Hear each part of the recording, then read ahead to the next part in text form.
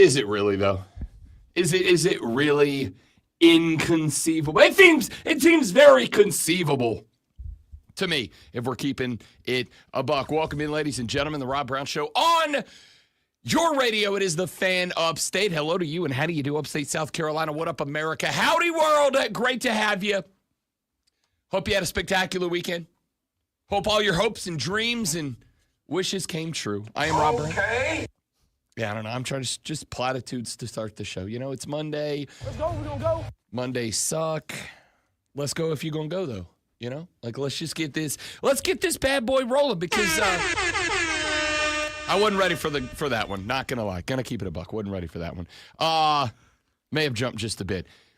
We got to get back in the groove, baby. It's Monday. Mondays suck. That's okay. It's not that Mondays suck. It's that dating back to Thanksgiving. I think Lonzo and I have worked 2 full 5-day weeks. And now we have to try to kind of like remember what that is like, you know? For a couple weeks anyway. Yeah. I mean, you know, for a couple weeks anyway. We got to just a little bit. We got to remember how the whole thing works. Because after that, my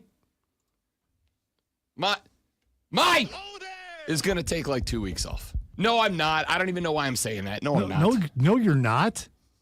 It's got to make it to just got to make it to March.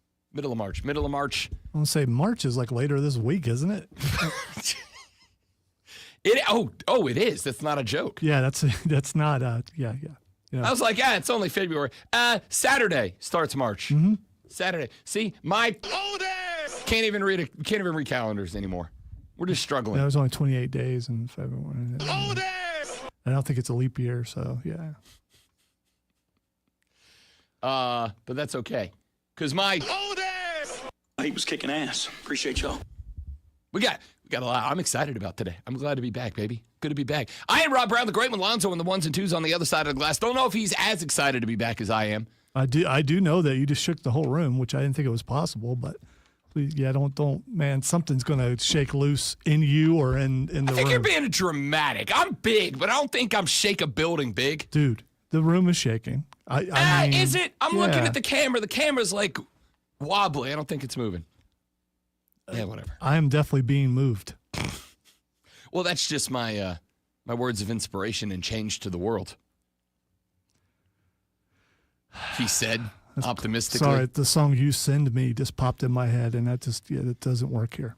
Spartanburg J text the show already. First one in the gate said, good morning, Rob and Zoe. Already on the road again this morning. Odyssey app and Fan Upstate on. Have a great week, guys. Yeet.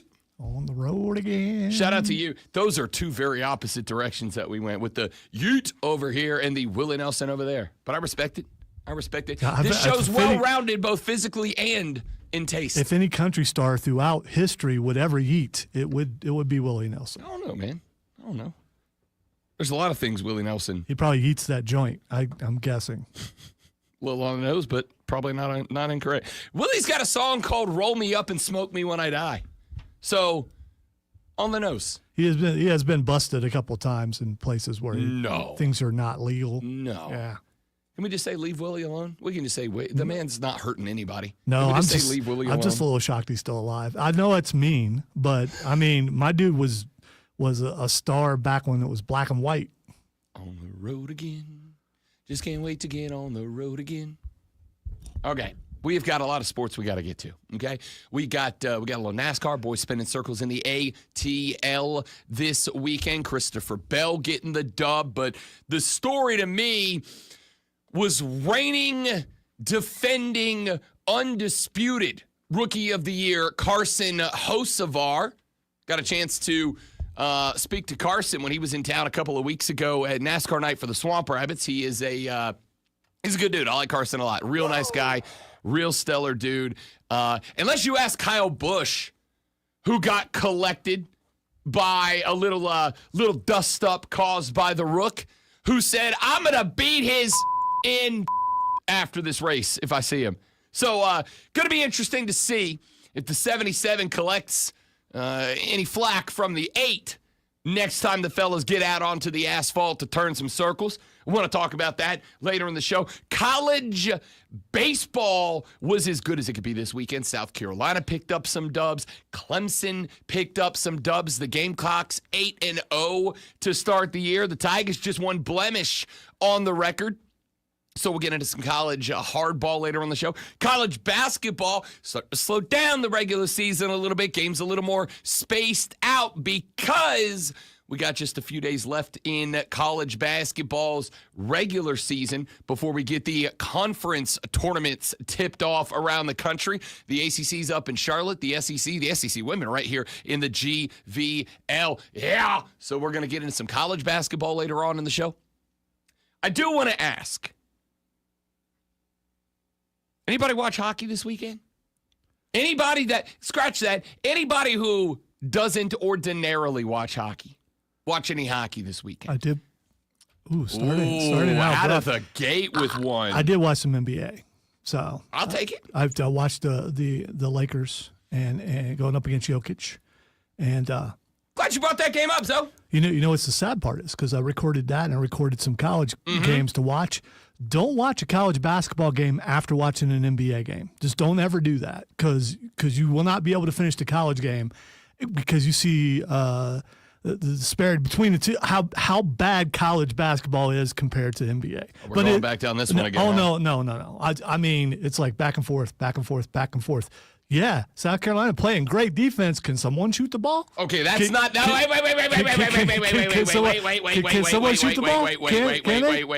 wait. South Carolina's not a fair basketball team to utilize because that team's not good. What about Texas? That team's not good. Texas is all right. They're all right. Okay, well they couldn't shoot either. So Can you go watch Duke play? Can you go watch Auburn play? Can you it's go not watch March Bama yet. play? Why would I watch teams that I don't pull for? Because so. 64 teams make the tournament. There's Do like they? there's No, like there's more than- 297. Okay, 68 teams. Yeah, I was gonna say Play-in is play-in. It's not in. Yeah, but That's why it's play-in. Yeah, and but not in. it's still.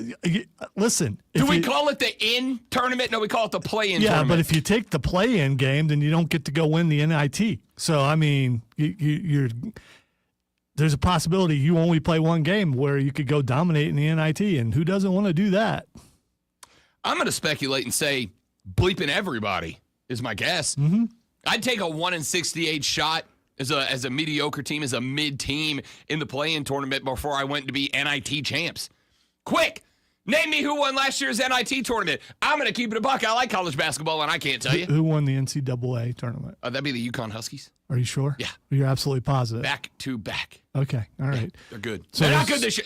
They are good this year. They're just not as good as they were last So year. you're saying there's no parity in college basketball, and they're going to three-peat?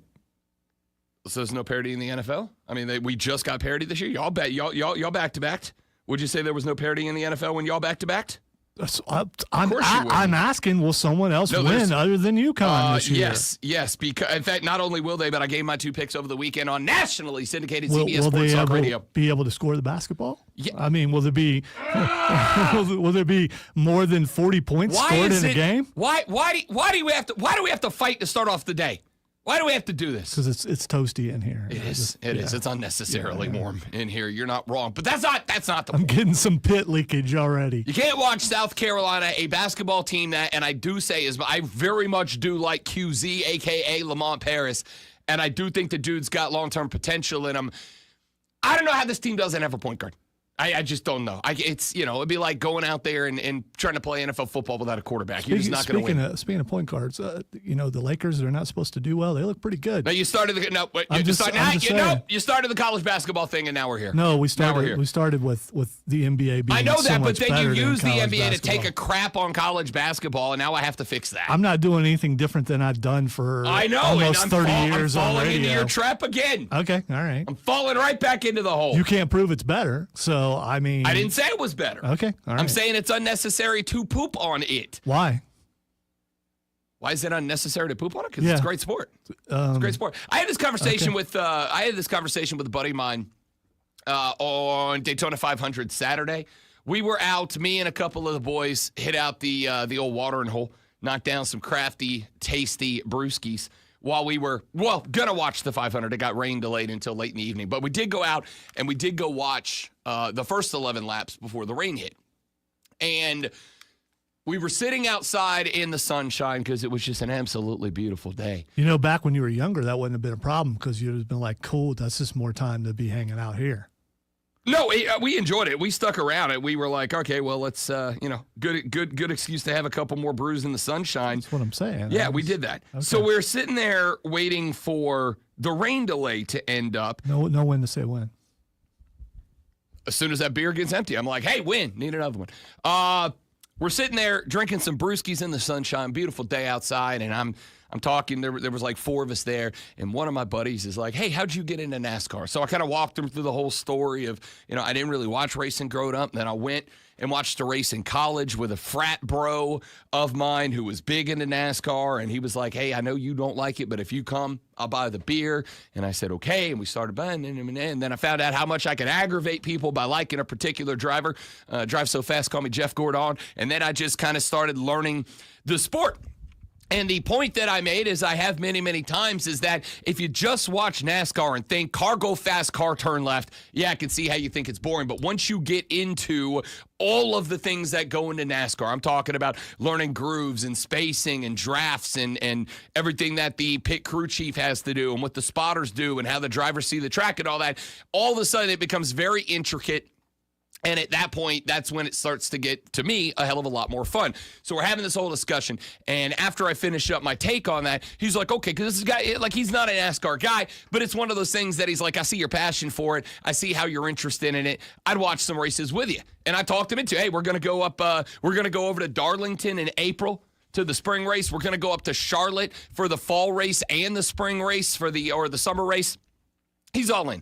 And as we're sitting there talking about NASCAR, we had like a lull in the conversation. And another one of the fellas that was with us, and he goes, well, you all can say whatever you want, but real racing starts up here in just a couple of weeks.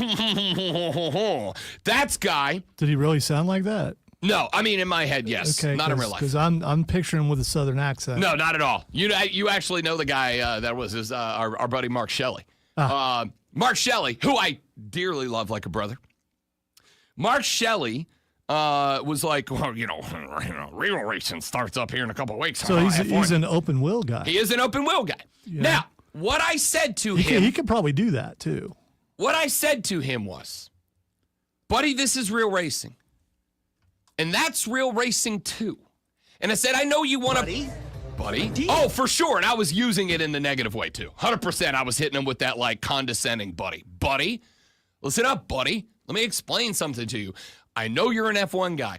I'm getting into F1. It's a slow process for me because it's a whole new world. But I'm starting to get into it a little bit. We got F1 starting up. Fantastic points of view. Okay, relax. It's very early in the morning for a Disney lyric, not because they're bad, but because now that song's going to be in my head for a month. I said, I know you're excited. I'm excited too. I'm just getting into F1. I'm learning about it. One of the hardest things about F1 is that all the races take place at like 2:30 in the morning, and I'm not that dedicated to it, right? So I said, I get that you're excited about it, and that is real racing, but this is real racing too. I mean, these boys are about to get out on the track at Daytona, do 196 miles an hour, 4 inches from each other. I don't know how anything is more real than that. And he's like, no. Well, my guys go 200 and they're turning right. And I'm like, yeah, we got real, like, stop. The point here is you don't have to look over here and take up on one thing to say how good the other thing is. 2 things can be good. 2 things in sports can be good. You can go, hey, that thing over there is good. And this thing over here, which is different, is also good. That's a good thing. And this is a good thing. You don't have to hit me with F1's garbage because NASCAR is awesome or NASCAR sucks, but because F1's good. I'm trying to make a point over here. A good point too. And you're going to do this to me. You let your heart decide. See, I can nail it. I don't need this right now.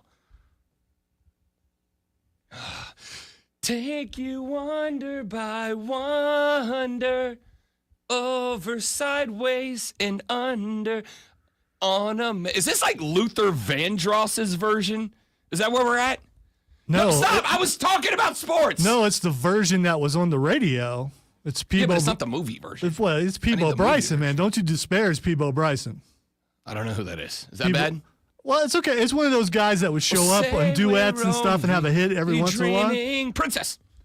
Okay, NASCAR, F1. You can like one thing. Never knew. And you can like... I didn't take my ADHD medication this morning, okay? I ran out the door. I forgot to take my medication. And now Lonzo has got my head spinning around like a rat in a wheel right now. It's just going a million miles an That's hour. probably not something you should have told me. I'm distractible today, and I don't need you taking advantage of that, okay? Powers that be, I want you to know I was very focused until he started playing Aladdin songs, and now I'm just, the 90s Disney kid in me has come out. It's not my fault. I was prepared. I was ready. I don't apologize. I'll take whatever punishment I get, Oh, I suppose. That. We know that. We know that. You can like one thing and not have to poo-poo on the other. You can like NASCAR and F1. You can like college basketball and NBA basketball. By the You way, can like soccer and football. women's college basketball, they can shoot, they can dribble, they can pass the ball, they can play defense, and they can play real basketball. Men's basketball, nah. Who's not really. Janai Broom play for? It doesn't matter. It does matter. It doesn't matter. does matter. So you're trying to because I don't know who plays for what. No, what I'm saying is There are some NBA teams, like I was watching NBA yesterday that I recorded from Saturday. There's some names on there I don't know. I don't have to know every player on every team. That's a you thing. And most people don't do that. They know the stars. They root for a team. They don't know who the left guard is. I mean, you just don't do that. there's some really good offensive players. Janai Broom for Auburn is one of them. Cooper Flagg's one. There's some great players out there. Guys, you're going to watch play in the NBA one day. College basketball is exceptional this year because it is very parity-filled this year, including a Southeastern Conference, and I've said this a couple of times, that I think might be the greatest conference in terms of any individual sport in any individual year. I think the SEC at basketball this year might be better than any other conference has been at any individual sport in any individual year. If you're not into it right now, I don't know what to say to you. I really don't. I wish I did. I wish I had the words that you would go, oh, Rob's right. And usually I do. Most days I do have those words. Not about this day. We will talk college basketball later on in the show. Whether or not Lonzo tries to distract me with music from the 1990s Disney catalog, which was golden era of Disney, if we're keeping it a buck. Texas said, Lonzo, I'm disappointed. Heard the Korn promo, and you mentioned how a new lead singer for Korn, Jonathan Davis, has been the only singer for Korn in 32 years. No, I think he was making the point that I was really bad at singing Korn. Yeah, it was not. Yeah, I was not disparaging Korn because, those guys are scary and they would come and hurt me. We got new decorations for the office that are going to go up later on in the stream.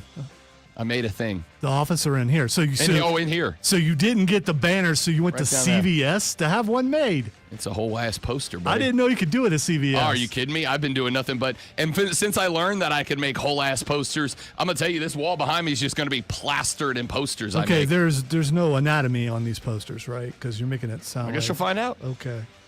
Come to the stream, Facebook.com/The Fan Upstate, The Fan Upstate on YouTube, The Fan Upstate on Twitter, The Rob Brown Show on YouTube, Facebook, and Twitch, and see the reveal of the new office decorations a little bit later in the show. The Rob Brown Show, The Fan Upstate. A whole new world.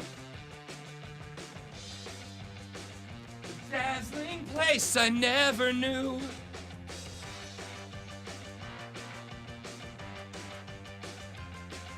Somebody texted the show and was like, you know you can't sing, right? Yes. Never stopped me before.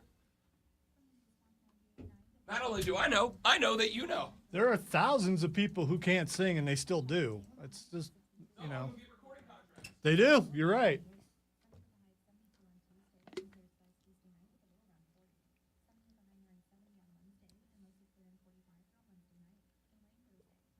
I would never take advantage of someone who says they didn't take their meds.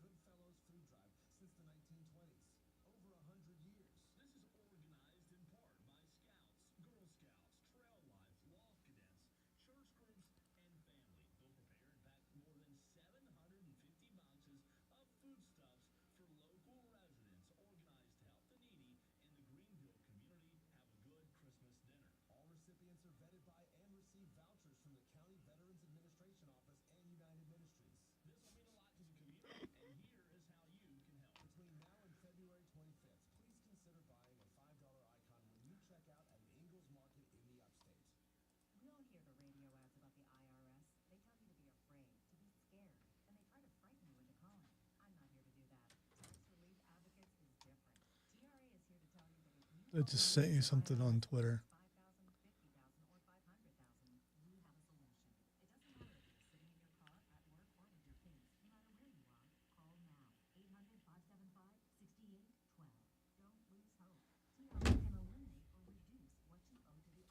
And Kane said no too. Don't you dare close your eyes. Hold your breath if it's better. That used to be a go-to karaoke song. If you had a young lady to impress, that was a go-to.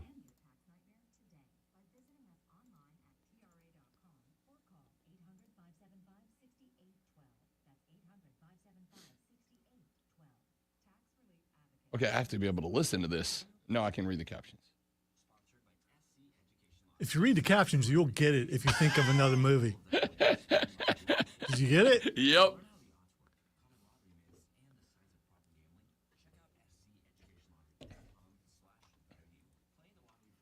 You might even have got it without reading the captions. As soon as I saw Yeah. Walking to Me there, I was like, oh, we're doing Predator. 30 seconds.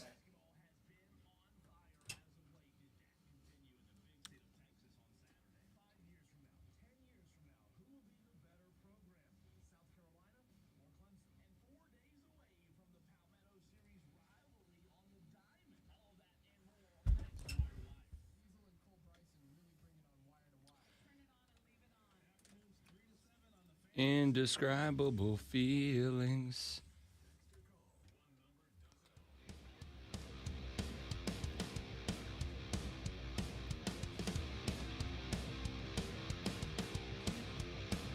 Back in the first segment, the great one Lonzo brought up the LA Lakers taking on Nikola Jokic and the Denver Nuggets, and I'm glad he did. How fortuitous that the great one would anticipate. Can I just say, Nikola Jokic is so much bigger than everybody else.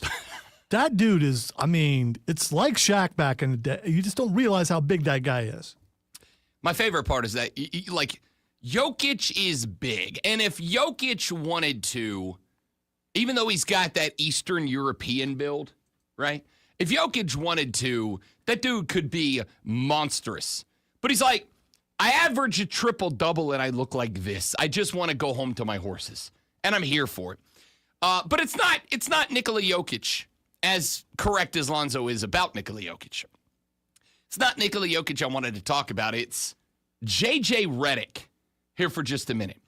Because remember when J.J. Redick got the coaching job for the L.A. Lakers? And we all said, what? Oh, he got that job because he's Bronze boy, which I still think is correct. He got that job because La GM wanted him there, which I still think is correct. He got that job because he and Bron share a glass of wine on a podcast every week, which I still think is correct. But I got to tell you, number one, the LA Lakers are pretty good. Pretty good.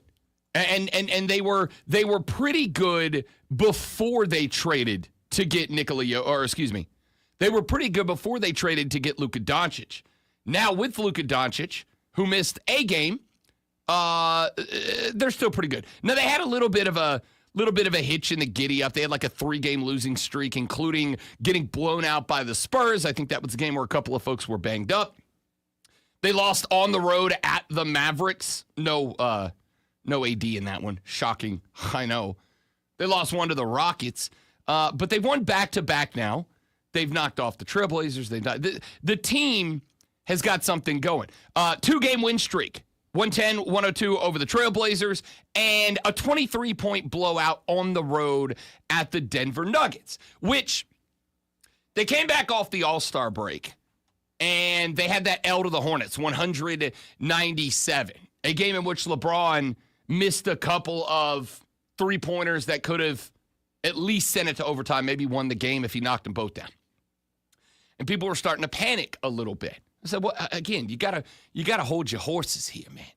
Like Luka Doncic is still not only dealing with injuries, but Luka Doncic is still kind of figuring out what his role on this team is going to be, what his place in the rotation is going to be.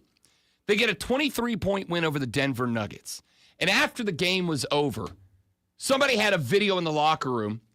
Somebody had a camera in the locker room when J.J. Redick addressed the team. Take a quick listen to this guy. This morning we talked about going to war. Be willing to die on the court. All right, I was so amped today. I should have been able to take a nap. I couldn't sleep last night. I was up till 5 a.m. I couldn't even nap today. Pre-game, I'm laying on the floor doing my breathing exercise. I'm envisioning what our team is going to play like. And you guys went even higher. You went even higher. And frankly, our conviction and our belief in the game plan, the bench was great. Everybody contributed. Luka, it's good to have you back. Yes, sir. It's good to have you back. First team all defense. First team all defense. Rui, Vando, Doe, Bron, all you guys that were primarily, you were on 3 possessions, whatever. Everybody that was on Jokic was awesome tonight. That was great. Last thing. Talk all season long about our belief and our conviction, okay? Hope that was fun. If we play that hard for the rest of the regular season, we're going to be just fine. That should build your belief. It built my belief in what we can accomplish, all right? It was awesome. Let's go. We got all 3 men. 1, 2, 3. Yeah. Now, that's a little post-game rally. Do you lay on the floor and do your breathing exercises before the show? I'm a big believer in laying on the floor. I think I've said that before. Yeah. In fact, not only am I a big believer in laying on the floor, science has backed up that laying on the floor is actually a way to naturally boost your endorphins. It's a natural way to give yourself a little serotonin boost. If I lay on the floor, my breathing exercise will be don't die. Your breathing exercise would be getting back up. Yes. Yeah. I like that. I like that little take there from J.J. Redick. Or I shouldn't say take. I like that little post-game breakdown from J.J. Redick. Now, I will say it's a heck of a lot more impactful to see the video. So if that's the first time you've heard it, if you haven't seen it yet, I encourage you go to social media if you're interested in this. Find the video of that post-game breakdown from J.J. Redick. Because I'm going to tell you, from the start of the season to where we are now, I'm kind of in on J.J. Redick as a head coach now. Honestly, I'm kind of in. Now, I will acknowledge that there are some legs up that J.J. Redick has that not every NBA head coach has gotten. Having LeBron James in your camp, because I still do believe that J.J. Redick was handpicked by LeBron, and I think Rob Pelinka, in order to keep LeBron happy, was like, yeah, dude, if that's your guy, he can have the job for sure. But I also think at this point, I'm all in on J.J. Redick as a head coach. Because if you watch that clip, and I do believe, as somebody who's in an industry where all I have is words, right? Now, we've got the live stream, so you guys can pop onto the live stream, facebook.com/thefanupstate on YouTube and on Twitter, or The Rob Brown Show on Facebook, on YouTube, and on Twitch. We do have video. You can come here, and I encourage you, if you're a daily listener who does not do this already, come watch the live stream. Come hang out with us. We got a whole community of P1s that show up in the stream every day. But as somebody tweeted the show this weekend, pictures add so much that just words can't tell you. If you go find the video of J.J. Redick talking to this Lakers team, there is a look. I hate to use this word because it makes me sound like a grandpa. There is an aura around J.J. Redick that I just, frankly, did not see when this season started for the Lakers. The way that he walks into this room, the way that he commands the presence of this room, but most importantly, the way he holds the presence of this room, it's impressive to watch. And again, I will acknowledge that it is a little bit different when everybody on that team knows that you're LeBron's guy, and that if they tick LeBron off, they may not be a Laker anymore. That if they're not building up Bron, they may not be there anymore. And so if they know JJ's Bron's guy, then of course they're gonna shut up when he talks. They're gonna listen to what he has to say. But it's not out of respect to him. It's not out of deference to him. It's not out of belief in him. It's out of fear. And to me, a leader who leads by fear is not a leader. That's a dictator. A leader who leads through fear of consequences as opposed to belief in reward and success is not a leader. It's not a coach. It's not a teacher. It's not a politician. If you lead by fear, you are not a leader. And when I watched this clip of J.J. Redick, I did not see a Lakers team that was listening to J.J. because that's Braun's guy, and we're afraid that if Braun says, hey, you're this or you're that we're done. It seemed to me like they were in on J.J. Redick, and I am in now too. This guy has done, for me, or I guess I should say I have done, a complete 180 on J.J. Redick. And it's not just because the Lakers have won a couple of games over the Blazers and the Nuggets. Honestly, they're off today. They're going to play the Mavericks at home tomorrow night. I think they're going to win that game by probably 20 now that Luka's back in the fold, and they've kind of started to find some chemistry. And I will acknowledge that Luka Doncic's role in the set offense is not set yet. Luka Doncic right now is doing a lot of improvisation. It's a lot of long passes down the floor. It's a lot of home run balls. It's a lot of dribble, drive, penetrate, see what the defense is doing, kick and assist out. It's not a set offense yet, which is kind of what J.J. Redick's done all year. But if it works, right? If it's scoring points, it's scoring points. LeBron said after the game, because there were like 3 or 4 spots where Luka would get a board and he'd look down the floor and he'd hit a length of the floor toss for an assist. And LeBron said after the game, he said, that dude's a natural quarterback and I'm a natural wide receiver. It works perfectly, which is what I said when the trade got sent there. Not quarterback, the wide receiver analogy, but more along the lines of Luka's a dude that can get the ball. He's a threat from everywhere. He's a dude that demands defensive presence. And if he demands a presence, what's that mean? Somebody's open it. If you make the mistake of making that LeBron, you're going to pay for it. By the way, there is no second team now. So when one is off the floor, the other one is on. I don't know if this is the first game I've got to watch. Hopefully that continues. So usually when the second team comes on, when the star goes to rest, there's a drop off. In this case, there is no second team. Yeah, and one of the things they're doing that I very much like in going down that path, one of the things they're doing that I very much like is they're doing like 10 minutes of bleed with both of them. Then one will come off for 5, and the other will play by 5 for themselves. And then the other will come on for 5. The other takes a 5-minute breather, and then they're back on for 10, and they rotate through. I think JJ has done a good job of figuring out the rotation. And it has allowed both of them to thrive both with each other and in moments carrying this team by themselves on the floor. And I that's why I said, like, this is a playoff team now. J.J. Redick has had me do a complete 180 on my belief in him because it went from, oh, he's Braun's guy. He's the boss's son. You ever worked with a boss's son? It's very aggravating because the boss's son comes in, no experience, no successes, nothing to lean on. But when he talks, everybody shuts up and listens, not because there's a reason to other than if I tell this kid, hey, you suck, the boss is going to fire me. But every now and then there's a boss's son that comes in and you go, oh, that's right.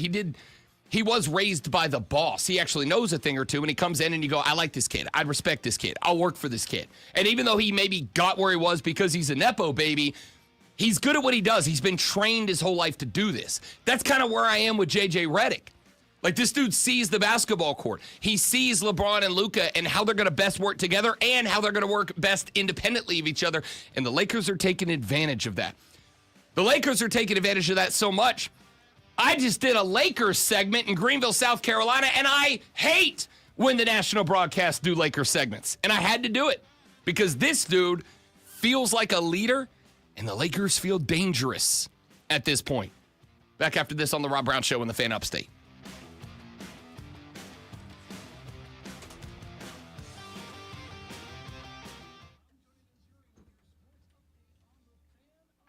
Oh, man.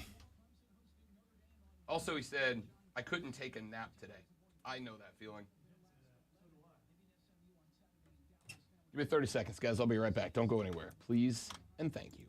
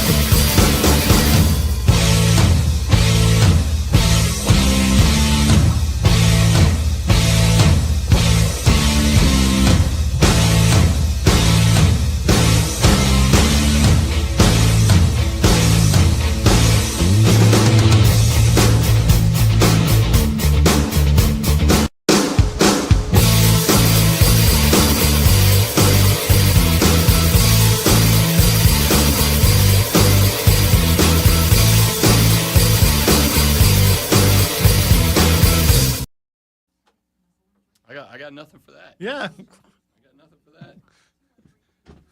So if that person were to come in this room, I'm just going to awkwardly stand here. okay. I'm just gonna continue doing what I'm doing now. Just laugh. Hey, Jacob, we're just trying to be the the audio Red Bull in the AM, bud. That's what we're here for. I didn't blow dry my hair this morning, so it's real flat, no volume. I've been adding to the rotation.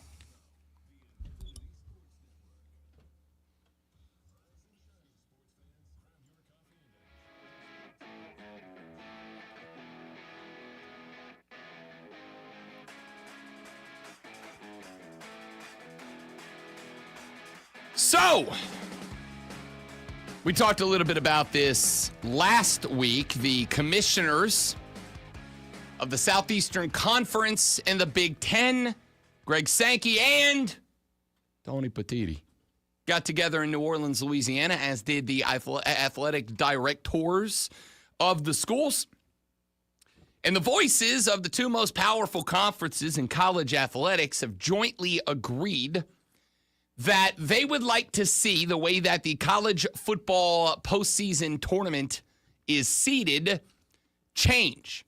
They would like to see the way that the tournament is bracketed change. They would like to see the highest four conference champions not automatically get the top four seeds, not rankings, but seeds in the tournament, and the automatic buys that come with them. They would instead like to see, as long as we have a 12-team tournament, which we know we will this year. That's not going to change this year.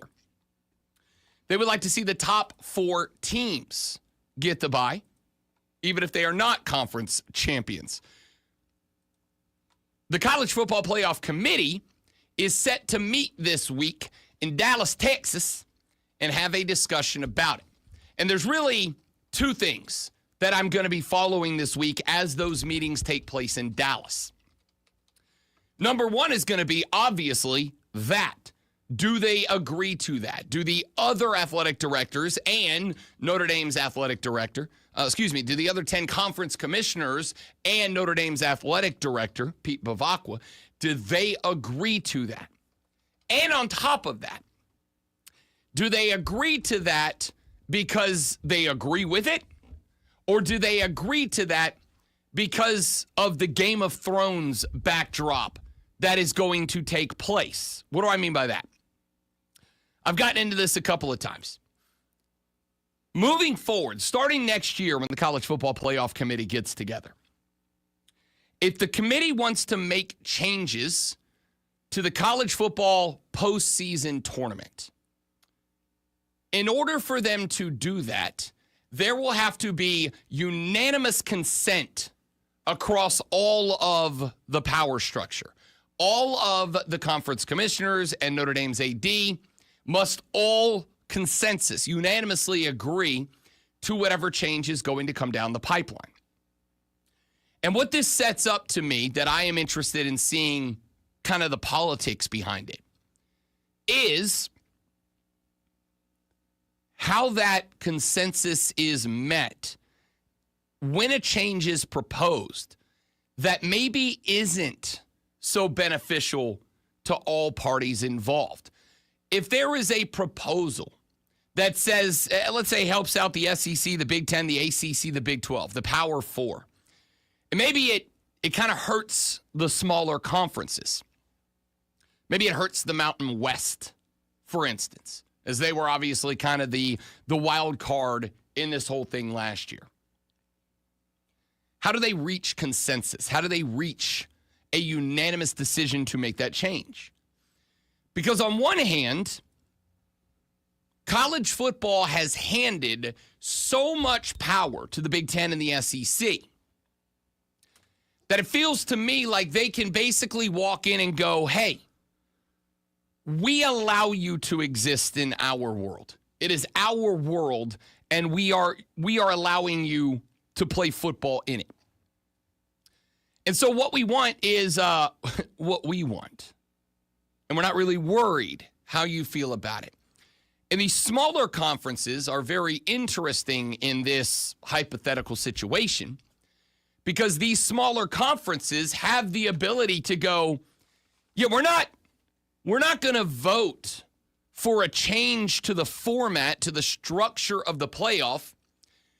That is detrimental to us. It's going to take money out of our pocket and hand it to you. On the flip side, the SEC and the Big Ten could, theoretically, just do whatever they want to do in their own little world, right? Because we know that they have grasped hands with each other, and they are saying, what can we do between our two conferences, both in the playoff and really just in the regular season in college football at large? What can we do within our two conferences that helps us? Everybody else be damned, right? And they have the ability, between the two of them, to create an unofficial, unrecognized, I'm going to say unstructured, I don't know if that's fair or not, but unstructured college football world over here that operates totally independently and separately from the college football playoff structure as a whole, and still be a part of that, still be a part of the playoffs postseason.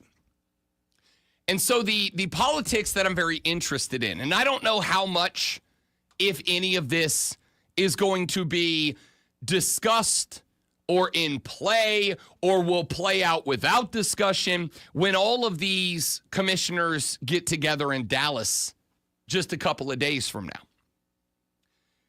But I'm very intrigued in college football's meetings, in the college football playoff meetings this weekend, because I think there's going to be some Targaryen, Baratheon, Stark stuff going down. There's going to be some, we're not going to talk about this, but if you don't, hand me the crown. You know what I mean? Like some shady stuff, some under the table stuff. Because the small conferences could theoretically look at the Big Ten and the SEC. And when I say the small conferences, for the record, I do include the ACC and the Big 12 in that. Those conferences could look at the SEC and the Big Ten and go, look, here's the deal. We'll give you what you want. But in order for us to give you what you want, you've got to make us these guarantees. The big conferences could theoretically look at those conferences and go, hey, well, here's the deal. You give us what we want, or maybe we just make it a little tougher for you to exist down the road. Hey, we've got the opportunity to maybe reach an arrangement where some of our teams do a home and away with some of you Mountain West teams. Maybe we could create a world in which Alabama comes up and plays Boise State this year or next year or the year after that. And we can bring some of that SEC money up there with us and put it into the coffers. The way that these meetings play out, this year's specifically, I think is very interesting. Not just in what decisions will get made. Whether we're going to reseed the playoff bracket or not seems to be the big one right now. But I think the establishment of relationships moving forward is what I'm most interested in here. I am very interested to see how the small conferences bend the knee or refuse to do so to the SEC and the Big Ten. Remember, this reseeding, does anybody think that it helps anybody but the SEC and the Big Ten? I guess you could argue that it helps Notre Dame in that Notre Dame could be one of the top 4 teams at the end of the year. And obviously they cannot be a conference champion as they are not in one. That was the whole discussion. Notre Dame could not catch a bye under the old structure. But if we are going to reseed moving forward where the top 4 teams, regardless of conference championship status, get a bye, that benefits Notre Dame. So I guess that's kind of a wild card in this discussion. But it doesn't benefit anybody else. To me, if a Mountain West team finishes 13-0 and is Mountain West Conference champions, they're probably going to be ranked behind the SEC runner-up, even if there's maybe a couple of losses on that record. Certainly if there's just one. Maybe if there's two. And when I say two, I'm talking regular season. I'm not talking SEC championship losses. But I don't know. I don't think there's any world in which reseeding benefits the Mountain West. Honestly, I don't really think there's much of a world where it benefits the ACC or the Big 12. So, to me, we're talking about, at least in this conversation, we are talking about one group that this change would benefit, and it is the power players. When somebody makes a proposal that benefits a very small number of people at the table, realistically speaking, you would think that all the other people at the table would go, you know what, differences aside, at the end of the day, the best thing for us is stopping the people in a seat of power from taking more of it. And that's what this move is for, to give themselves even more power. How do we hold hands and stop this? We can disagree on the silly little things later. We gotta stop this now. We gotta nip this in the bud. That's where this Game of Thrones style meeting is gonna go down. It is gonna be, there are a dozen people seated around that table. The move benefits two, you could argue three. It benefits Tony Petitti, it benefits Greg Sankey. You can make the argument it benefits Bavacqua and Notre Dame. There's 9 other people at that table that this move, I don't think, benefits all that much. And so this is where we're going to meet at the hotel bar tonight at 9:30.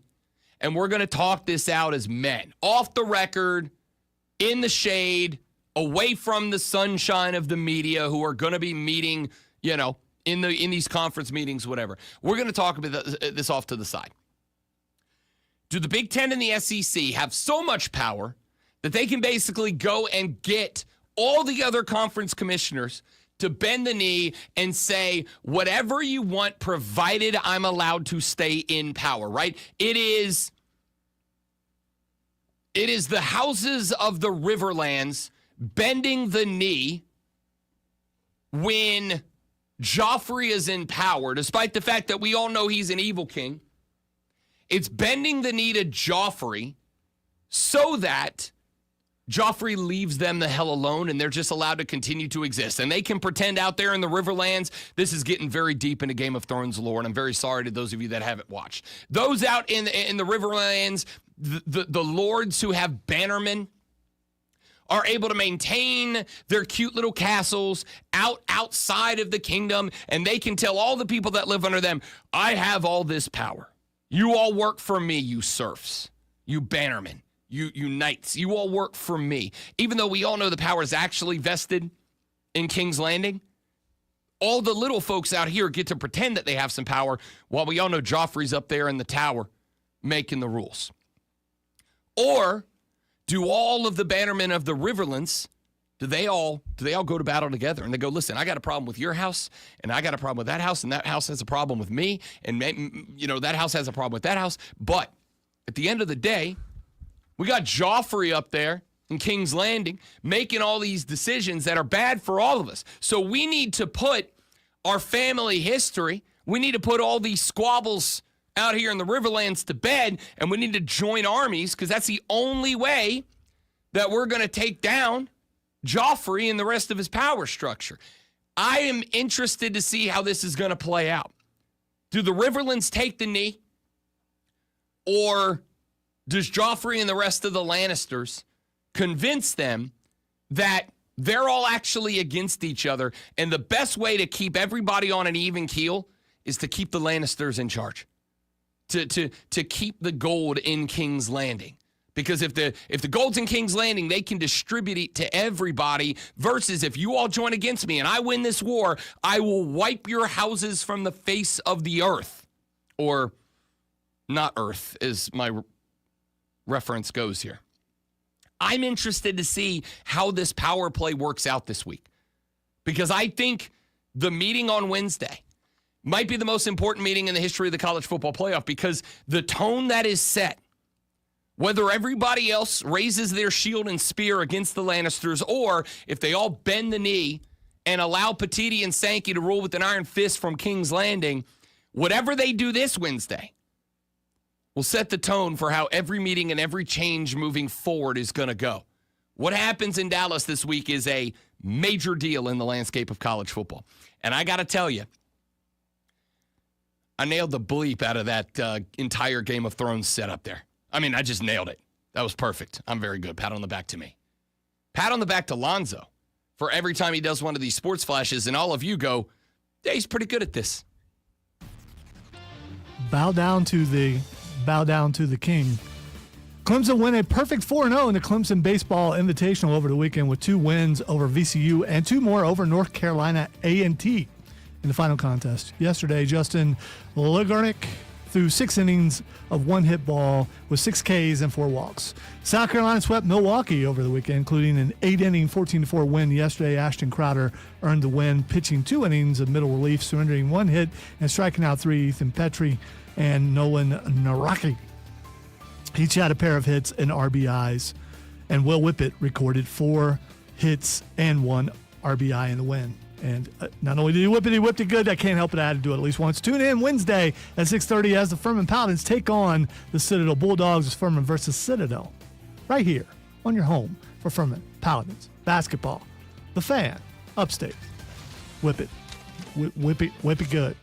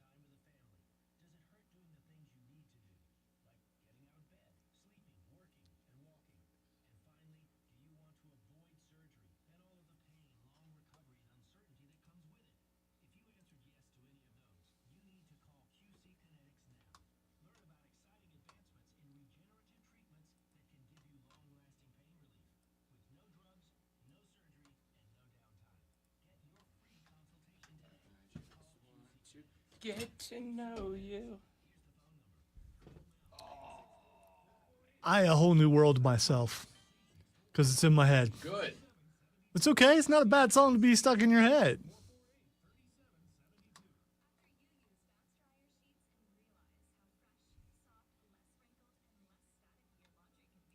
Static.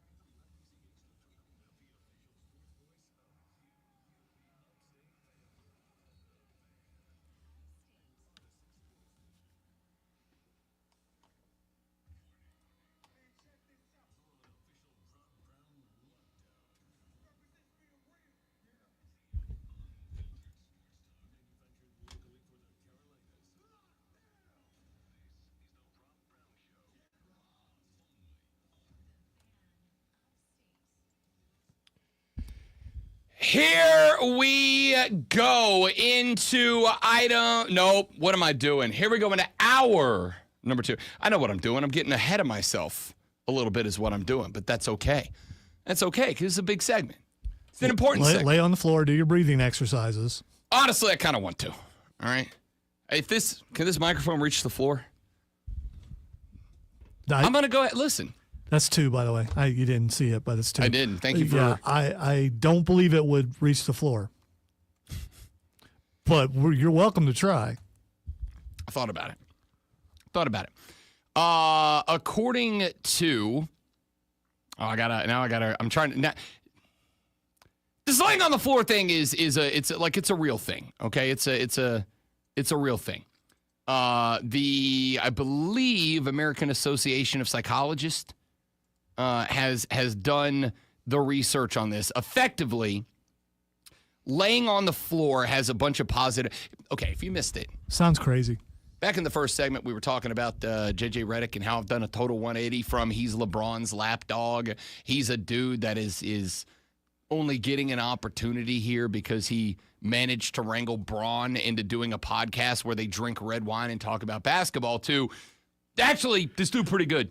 Like this dude pretty good at the whole coaching an NBA team thing. Like I think the team has officially bought in to the JJ philosophy. And we played the speech he gave after the Lake Show dominated the Nuggets, and it starts with... This morning we talked about going to war. Be willing to die on the court. All right, I was so amped today. I should have been able to take a nap. I couldn't sleep last night. I was up till 5 a.m. I couldn't even nap today. Pre-game, I'm laying on the floor doing my breathing exercise. I'm envisioning... All right, that's all that matters for this, okay? Number one, part of the reason I'm in on JJ, because I believe him. All right. I know. I think a lot of coaches would lie about that. I couldn't sleep last night, boys. Blah, blah, blah, blah, blah. And I'm like, yeah, all right, whatever. I believe him. Number 2, he said, I couldn't take a nap today. I'm going to go ahead and tell you this. If there's something going on in my life that I'm so excited that I can't get a nap in, it's a big deal. All right. I'm big on team siesta. But then JJ said, yeah, I was laying on the floor doing my breathing exercises. And Lonzo asked if I lay on the floor and do breathing exercises.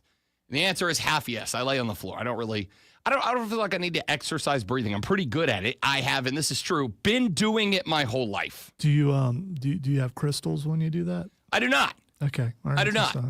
However, maybe some copper. According to scientific research done by the American Association of Psychologists, some I believe. Science dude. Hey, science bros. Lying on the floor can potentially help with posture and spinal alignment by providing a firm surface that evenly distributes body weight. It does have posture benefits. It does have muscle engagement benefits. It has pain relief benefits as all the nerves in your body run through your spine. And so by lying on the floor and distributing the weight evenly, it allows your spine to go back to what should be its natural position, which if you are like standing up for long periods of time during the day might get out of whack. It can help with temperature regulation. If your body is too warm or too cold, laying on the floor can actually regulate your temperature. It's going to just start to distribute the blood flow. And on top of that, you don't have an artificial warming surface because, like a mattress or a couch, they retain and distribute heat back into you. The floor doesn't do that. So there's a lot of benefits to this. Wasn't there a song, You Make Me Want to Lie on the Floor? I mean, I will add one more. There are 2 times in my life I am predominantly found lying on the floor. Number 1, well, number 1. Number 1's after Rob had a long night. Or a botched rail slide. Avoiding his emotions. Definitely a botched rail slide. Now, I wasn't on the floor for long for that. I was on the floor, but not for long. I got up. I was good. Bounced back. Fighting shape.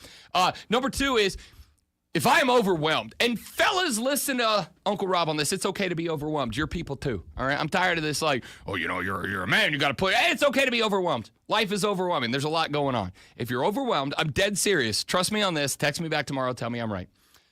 If you are feeling overwhelmed, I'm serious this works. Take 10 minutes, just lay on the floor. Just lay on the floor. Lay flat on your back on the floor, stare at the ceiling, and go into the brain box. Just stop. Just don't think.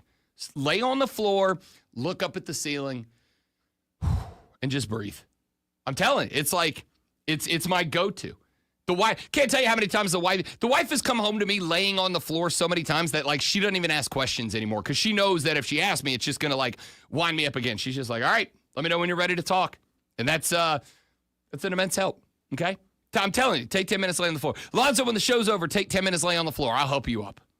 You're gonna feel better. First of all, you're not strong enough. Second of all, no. I don't know if that's more of a dig at me or a dig at you, to be honest. Both. Okay, fair enough. Fair enough. Ladies and gentlemen, it is 7:05 in the morning. You are 55 minutes away from having to get to the office and pretend like you want to be there. You don't, which means that at some point you're going to walk away and do your bestest to try to avoid work. You know what a good way to do that is? Talking about sports.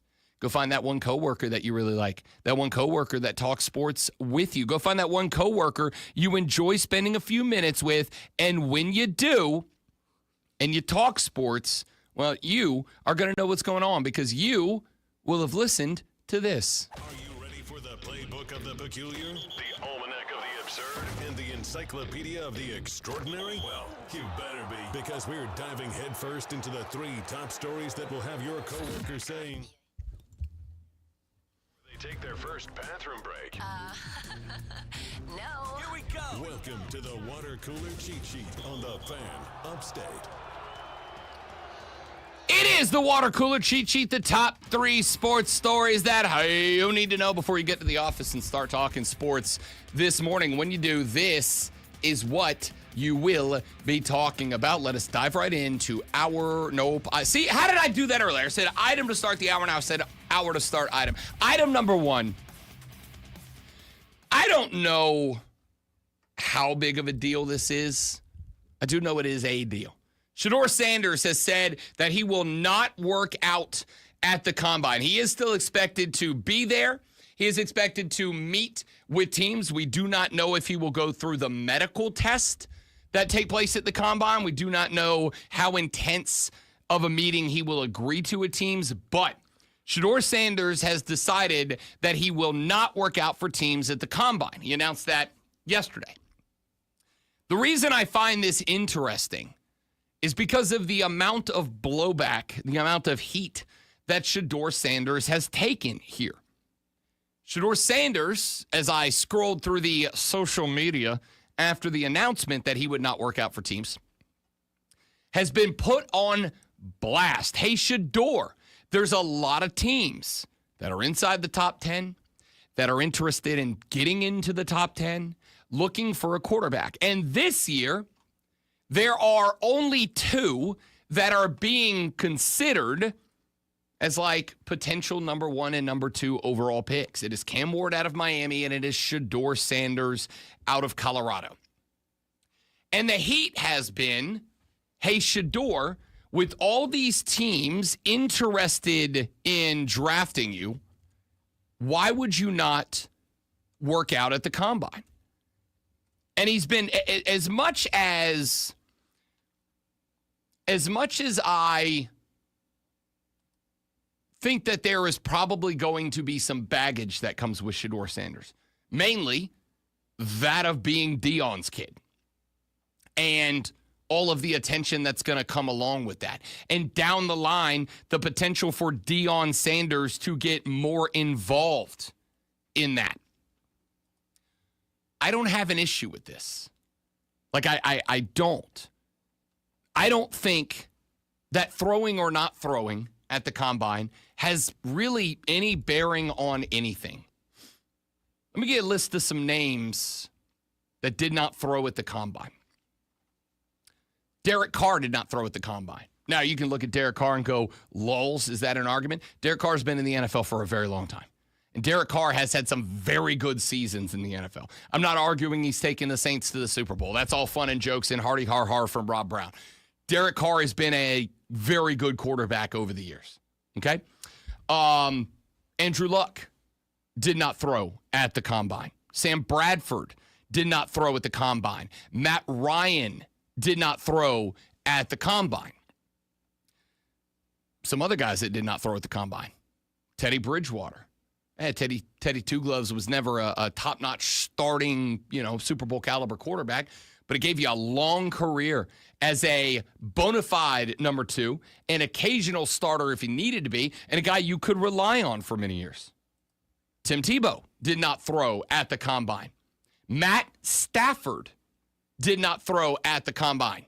I'd say Matt Stafford has had a little bit of success in the league. There's other names that did not throw at the combine. Johnny Manziel did not throw at the combine. Robert Griffin III did not throw at the combine. Brock Osweiler, Blaine Gabbert, Sam Bradford, Jamarcus Russell, Brady Quinn. None of them threw at the combine. The point here is, it ain't that big of a deal, okay? If you're evaluating a quarterback, whether or not he's able to throw is something I'm evaluating in a game, right? Like his ability to throw to an open wide receiver running a 7 route with no defense. Buddy, I can do that. We can go out to the park. I got football right here. Me and Lonzo can go out. If I can get Lonzo running a 7 route to the far side of the parking lot, I'm going to drop it in the bread basket, all right? I can do that. The question mark is this quarterback capable of doing that when that 7 route is going to run him between a free safety and a linebacker dropped in coverage? When there's a 1 yard window that he's got to drop a ball down into in a live action. Oh, by the way, with a defensive tackle or an end or a blitz coming off, can he throw that ball? That's it. I got to tell you, like, there are elements of the combine that are important. But if you're a guy that graded out as first or second round talent in college football, you probably shouldn't work at the combine.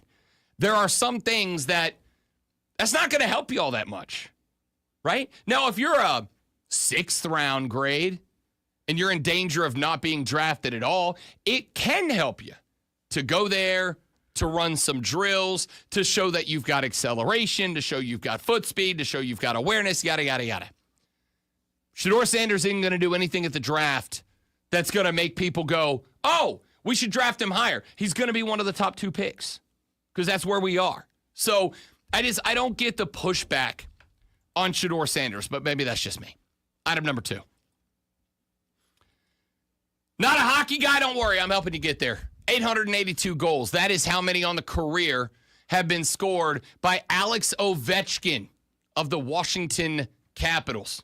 882 goals puts him 13 off the mark of the all-time scoring record set by the great one himself, Wayne Gretzky. Ovechkin fired a wrister past Calvin Pickard for his first goal of the game, scored on a power play for his second goal, sailed a shot into an empty net from his own zone to complete the second hat trick of 2025. 3 goals puts him within 13 of the great one. And I do want to point out that Ovi missed 16 games this season because he broke his leg.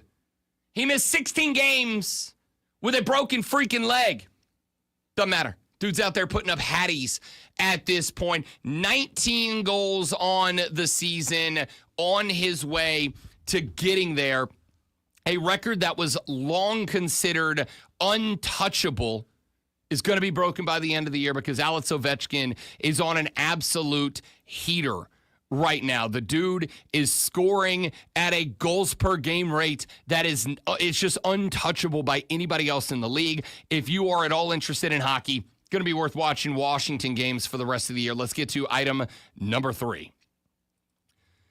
College baseball underway. The South Carolina Gamecocks and Clemson Tigers both had home series this weekend. Clemson went 4-0 dating back to last Friday at the Clemson Baseball Invitational. They had a 6-2 win over VCU. They followed it up the next day with a 12-7 win over North Carolina A&T. Then a barn burner, 4-3 winners over the Rams of VCU, and they ended it up yesterday with a 4-2 win over North Carolina A&T in the final game of the Clemson Baseball Invitational. Justin Legrenik had 6 innings, 1 hit, 4 walks, 6 Ks, but the W was ultimately awarded to Joe Allen, who did 2.1 to finish up the game, gave up just 1 hit, K'd 5 through 7 batters, faced 8 Cade 5 of them. Pretty good day overall for Clemson, pitching from the plate. A pair of hits from Tristan McClatty, a pair of hits from Colin Priest. Clemson only had 5 hits in this game. 4 of them between those two players, but it was all that they needed to get that win. Over for the Gamecocks. They had a 3-game set against the Milwaukee Panthers at home on Friday. 5-2 winners, 6-3 on Saturday. They wrapped it up yesterday with a 14-4 8-inning win over the Panthers. From the bump yesterday, a pretty good day overall for South Carolina, as they are going to, it is the Pulmonary way, kind of lean on pitching a little bit. From the dish, had a good day as well in the win overall.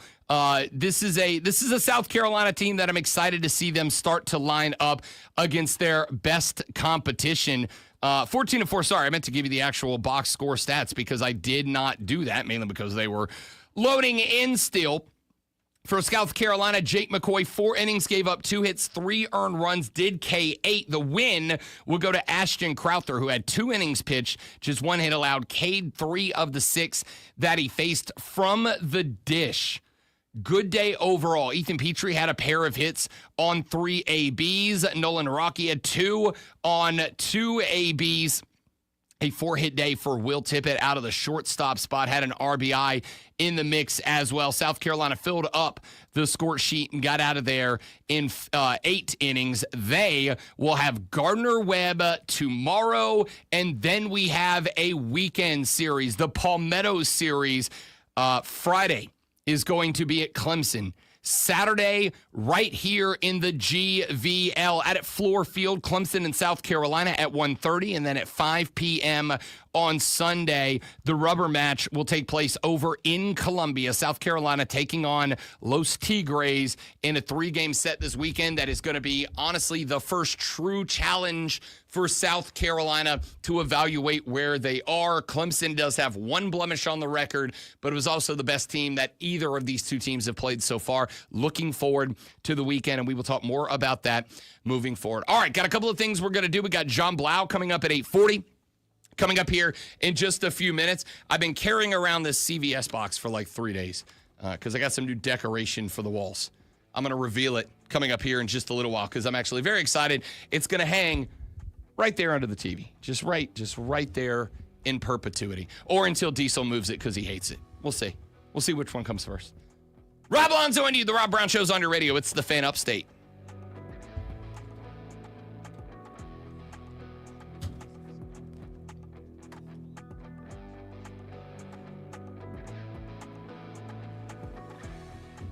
Kind of want to lay on the floor now. Go for it. Just don't be in my pathway. I don't know if I want to lay on this floor. Yeah, I mean, it's kind of clean. I mean, it's fairly new. When we put that new carpet in here, I'll do a lot of floor laying. All right, be right back, guys. Stay right there for me.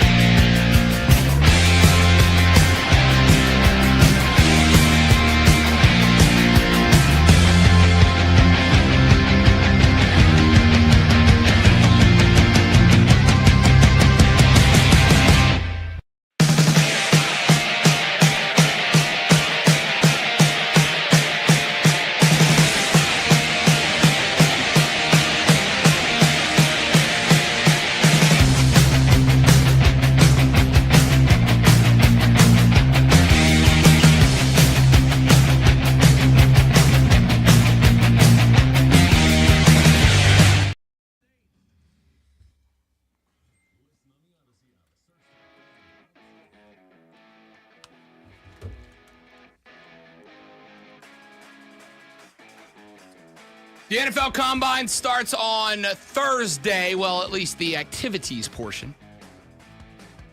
Players will start arriving today. The team meetings, medical evaluations, etc., officially start tomorrow. Shedeur Sanders, University of Colorado quarterback, expected to be one of the first players off the board as one of the 2 QBs in the draft that are considered first-round prospects. He, of course, and Miami quarterback Cam Ward hold that distinction as of right now. There's a few other guys like Jackson Dart that I find very interesting. And as we get through the combine and closer to the draft, we will obviously evaluate those in more depth and detail. But Shedeur Sanders has been taking some heat across the social media sphere for deciding not to throw, not to work out at the NFL Combine later on this week. Keep it a buck, I don't have an issue with it.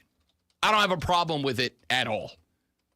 There's nothing Shedeur Sanders can do at the Combine to help himself.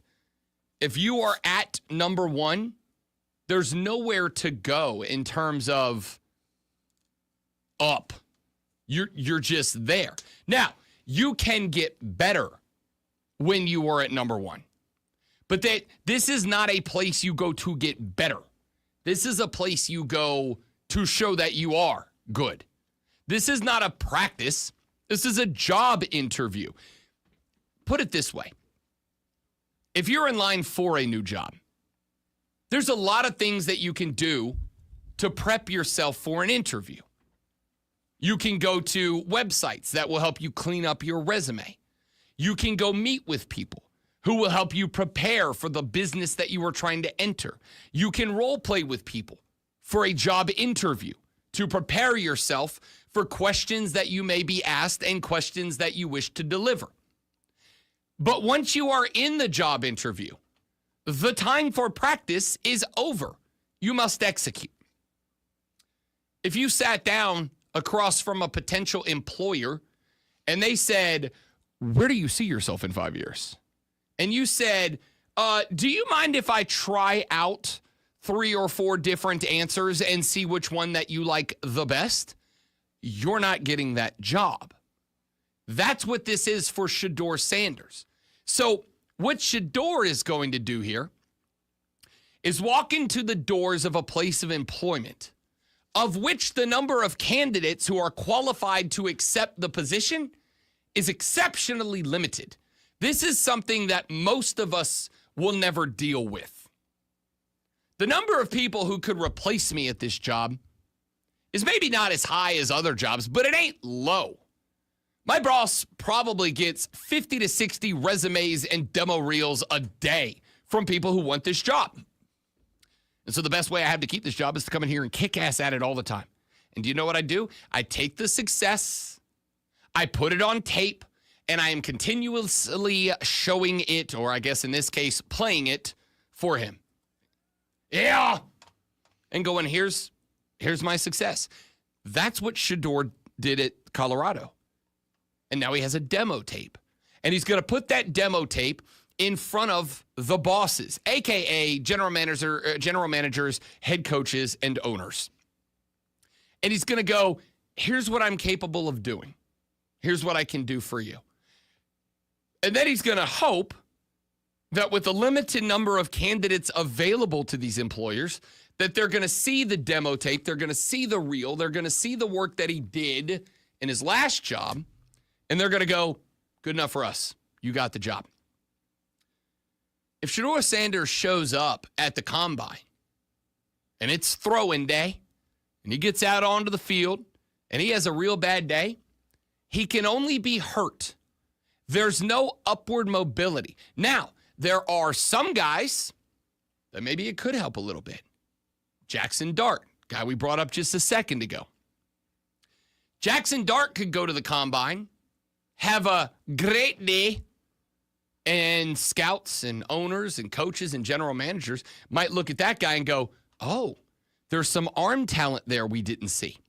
There's some throws in the bag we didn't see. Now, I don't know if Jackson Dart is necessarily the best candidate, Because Jackson Dart plays in that Lane Kiffin system of offense. And Lane Kiffin's offensive system has always been maximize the throws that our quarterback is good at, minimize the throws that aren't his best. Which certainly helps Jackson Dart look good. I will argue that it doesn't necessarily help him in the eyes of the NFL, because the NFL is going to say, oh, well, you only threw X amount of this type of throw or X amount to this type of route. And we need to know, if we're going to draft you in the first round, we need to know that you're capable of all the throws. We need to know that you're capable of getting it to all the routes. Shedeur Sanders at Colorado in Deion's system, frankly, to me, was a guy who was making all the throws to all the routes. There are some elements of his game I think need to be cleaned up, need to be improved upon. There's a lot of his game I think is very good. I think Shedeur Sanders showed that he has foot speed outside of the pocket. I think he showed that he's actually got a pretty decent, for all the crap that's been talked about him, I think he showed that he's got a pretty good read on when to tuck and run and how to tuck and run. He's not like Jaden Daniels, who the biggest critique of Jaden Daniels was what? The guy keeps running into tackles. And when he runs into tackles, you get to the point that you get worried he's going to get hurt. And he did it a couple of times this year for the Commanders. Spots where I'm like, God, go down. I got a Rookie of the Year ticket I need you to win, big dog. Go down. Shedeur's not really that guy. I think he showed a lot of flash, a lot of good. There's nothing that benefits Shedeur Sanders from throwing at the NFL Combine. Nothing at all. If you're beating this kid up, and I've done this throughout the year, I'm not immune to it. If you are beating this kid up for not throwing at the Combine, I genuinely think that you are beating him up because he's Deion's kid. Now, throughout the last couple of years at Colorado and his time at Jackson State, I haven't had an issue with that, because I do think that Deion Sanders is a guy who is wanted and who likes the spotlight on him. And I think it has benefited Colorado in a way. Colorado has definitively received more attention on their football program, and therefore more money into it, over the past 2 or 3 years than they have probably since they won a natty back in, 1990? Is he the first quarterback drafted this year? I'm going to say yes. And I'm going to say yes because, remember last year going into the draft, there was all the talk about Caleb Williams and his... Is he worth trading for? Is he worth Tennessee trading out as the number 1 pick? If I was Tennessee, I would. If I was Tennessee, I would not give up on what I got in Will Levis. And if I was Tennessee, with there only being 2 quarterbacks, he and Cam Ward, that are viewed as first-round top 10 talent, I would, because I do think there will be some teams, New York Giants, that might be willing to offer up a king's ransom. I got a buddy here in Tennessee. His name's Jonathan Good Dude. He's asked me a couple of times. He's a Titans fan. What do we do here? And my response has been, if you get a king's ransom in money, in trade picks and compensation, you trade back. If somebody doesn't come to you with a king's ransom, go ahead and take him. Put him up against Will Levis. Let him have a legitimate competition. Let's see who wins the thing. The top 3 teams are Tennessee, Cleveland, and the Giants. All 3 kind of need quarterbacks. If you don't believe in Will Levis, and then it's Patriots at 4. I don't think they do that. Nope, they're good with Drake May. Jacksonville probably not. They're good with Trevor but Lawrence. Vegas could use a quarterback They too. could trade up, and so could the Jets. So there's probably 12, 11 teams in the NFL that I could see making a move to get one of these 2 guys, which is why I said if I'm Tennessee sitting at 1, giving you the option, the only place where you have an option to either one of the guys, I want a king's ransom for the move, or else I'm taking Shedeur. The prevailing theory that I've seen out there is that he's going to the Giants, which would be pick 3. That's my thought too. But again, I got to see who makes the phone calls between here and draft day, between here and Tennessee going on the clock, because the prevailing theory is if nobody moves, which I think that's unlikely. Cam Ward's interesting in this conversation Remember last year going into the draft, there was all the talk about Caleb Williams and his mental fortitude and whether or not he was the guy and he was this and is that, which I said, I don't think that's fair. The guy paints his fingernails. Who the hell cares? The guy cried on the sideline. Who the hell cares? He was distraught. He was told throughout the season that his team was going to be a national championship contender, and they ended up losing a couple of games to bad teams in games where he was popping off and doing everything he was supposed to do. But he's got, I think, a fraud of a head coach and a defense behind him that was a joke. Of course he's upset. Who cares? That's all bad. Cam Ward's the opposite. As much as I, for the record, do not care that Cam Ward played long enough in his bowl game to break some records and then quit, I don't care.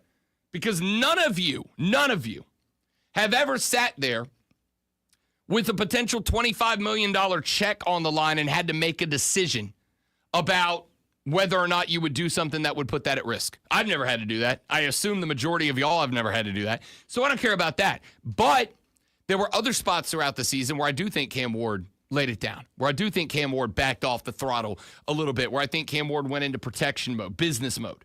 And I don't really know how I feel about that as an NFL guy. I'm not a Cam Ward guy. As talented as he is, honestly, I think Cam Ward's more talented than Shedeur Sanders.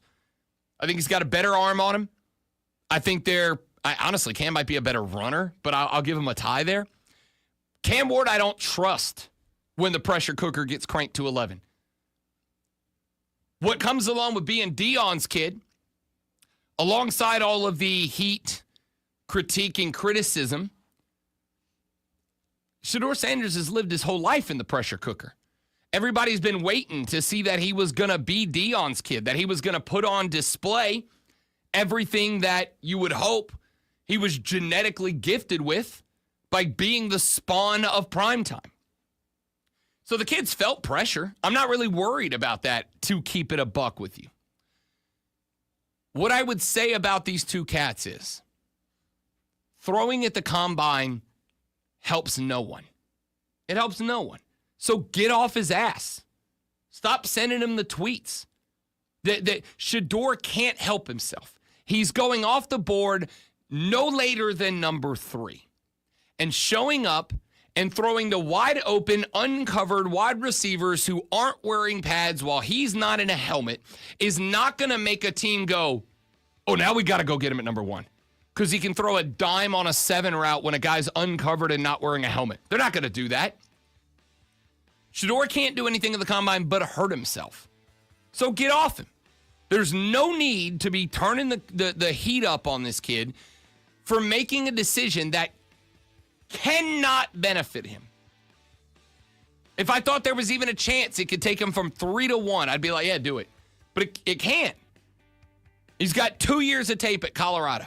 If that ain't enough to get him number 1, nothing is. Certainly not throwing to open, uncovered, no defense wide receivers at the NFL Combine. All right, let's take a break. When we come back here in a minute, I've been carrying around this CVS box for like a week now. Got a new decoration, a new addition to the studio, and I'll unveil it next. The stream's up, facebook.com/TheFanUpstate, The Fan Upstate on YouTube and Twitter, The Rob Brown Show on Facebook, YouTube, and Twitch. We'll do that next on The Fan Upstate.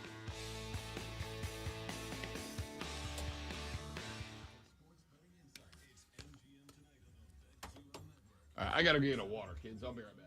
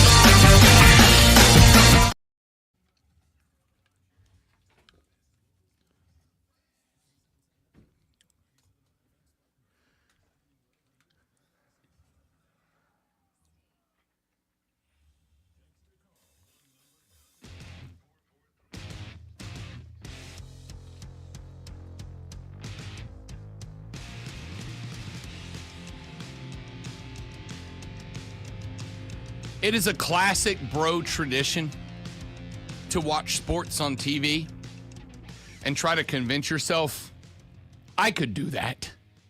I could hit that shot. I could throw that pass. I could make that catch. I could whatever. One just came up on the TV that I openly acknowledge and admit I absolutely could not do. St. John's, the Red Storm, they have a bird mascot. I think it's a cardinal. I'm not sure. But the guy that is this mascot, he flaps his arms, well, wings, but arms, and he does it the whole game. I asked Zoe during the break, do you think that you could flap your arms for an entire college basketball game? Because my answer is absolutely not. I just did it like 15 times and I'm tired. Like, this is the most... How do we even know it's a guy? Person is fair, okay? The individual portraying the St. John's, some kind of red bird, some kind of bird mascot. I think it's a cardinal. I'm going to say red bird. Flaps his arms for the whole game. Never stops. No matter what. Winning, losing, big win, big loss, doesn't matter. Keeps the arms flapping the entire time. If I asked you to do that for an entire college basketball game, could you make it? Because my answer is hell to the no. Ain't no chance. I don't think any of us could do it. There may be a couple of you guys that are in like great shape that feel like you could pull it off. I'm telling you right now, ain't no chance. All right, according to the internet, that's Johnny Thunderbird. Oh, yeah, obviously. Johnny Thunderbird, which, by the way, Johnny Thunderbird. That's my new stage name. Ladies and gentlemen, I'm Johnny Thunderbird. Wow. Told you, I flapped my arms like 6 times. They're exhausted. I'm just giving out over here. All right. That thing is not that heavy, so that's not good. I got some new decor for the studio here. For those of you that may remember, a couple of months ago, I ordered a flag that was expected to be delivered, and I was going to hang it in the studio. Not only did it never show up, but I am now like 97% convinced that I got scammed. All right? You got. I've ordered flags before because those of you watching on the stream, you know that over in the corner, there is a flag with the official logo of the Rob Brown Show on it. It's been hanging in the studio since I got here. 5 years now that thing's been on the wall. I ordered another flag, but from a different company. And I'm pretty sure I got. Because that flag not only never showed up, but I followed up on that flag like 3 times and have not gotten a single response. So I got. So I decided I was going to flip it up. And instead, I just had an actual poster made. Ladies and gentlemen, the wins and losses are not a quarterback stat poster is going to go on the wall officially because wins and losses are not a quarterback stat. I'm glad that you only put your picture on there because you're the only one, I believe, on the station who believes that. So I don't think I am. I'm pretty sure you are. I don't think I am. I'm pretty sure you. Oh, okay. Who else? Well, I don't know who else. Okay. All right. But you don't either. Oh, You're just making an assumption too. I believe that Cole and Diesel. Call Cole right now. Call Cole. Call him. Tell him come on the air. I'm not going to call him. Call him. Let's get Cole Bryson on the air. Let's see if we can get Cole in here. I want his thoughts on this. I think you're right about Diesel. I think Diesel's 100% going to agree with you. I think Diesel's the dude that will say you picked the one that you believe is going to be on your side. Well, yes. Why would I pick the one that I think isn't? That'd be silly. It would. If I'm trying to make a point. You're right. That'd be dumb. Wins and losses aren't a quarterback stat. Wins and losses are a team stat. Now, again, people can contribute more to a win or more to a loss than other people. I'm gonna put more emphasis on the guy who throws the ball 30 times in a game than I am the punter.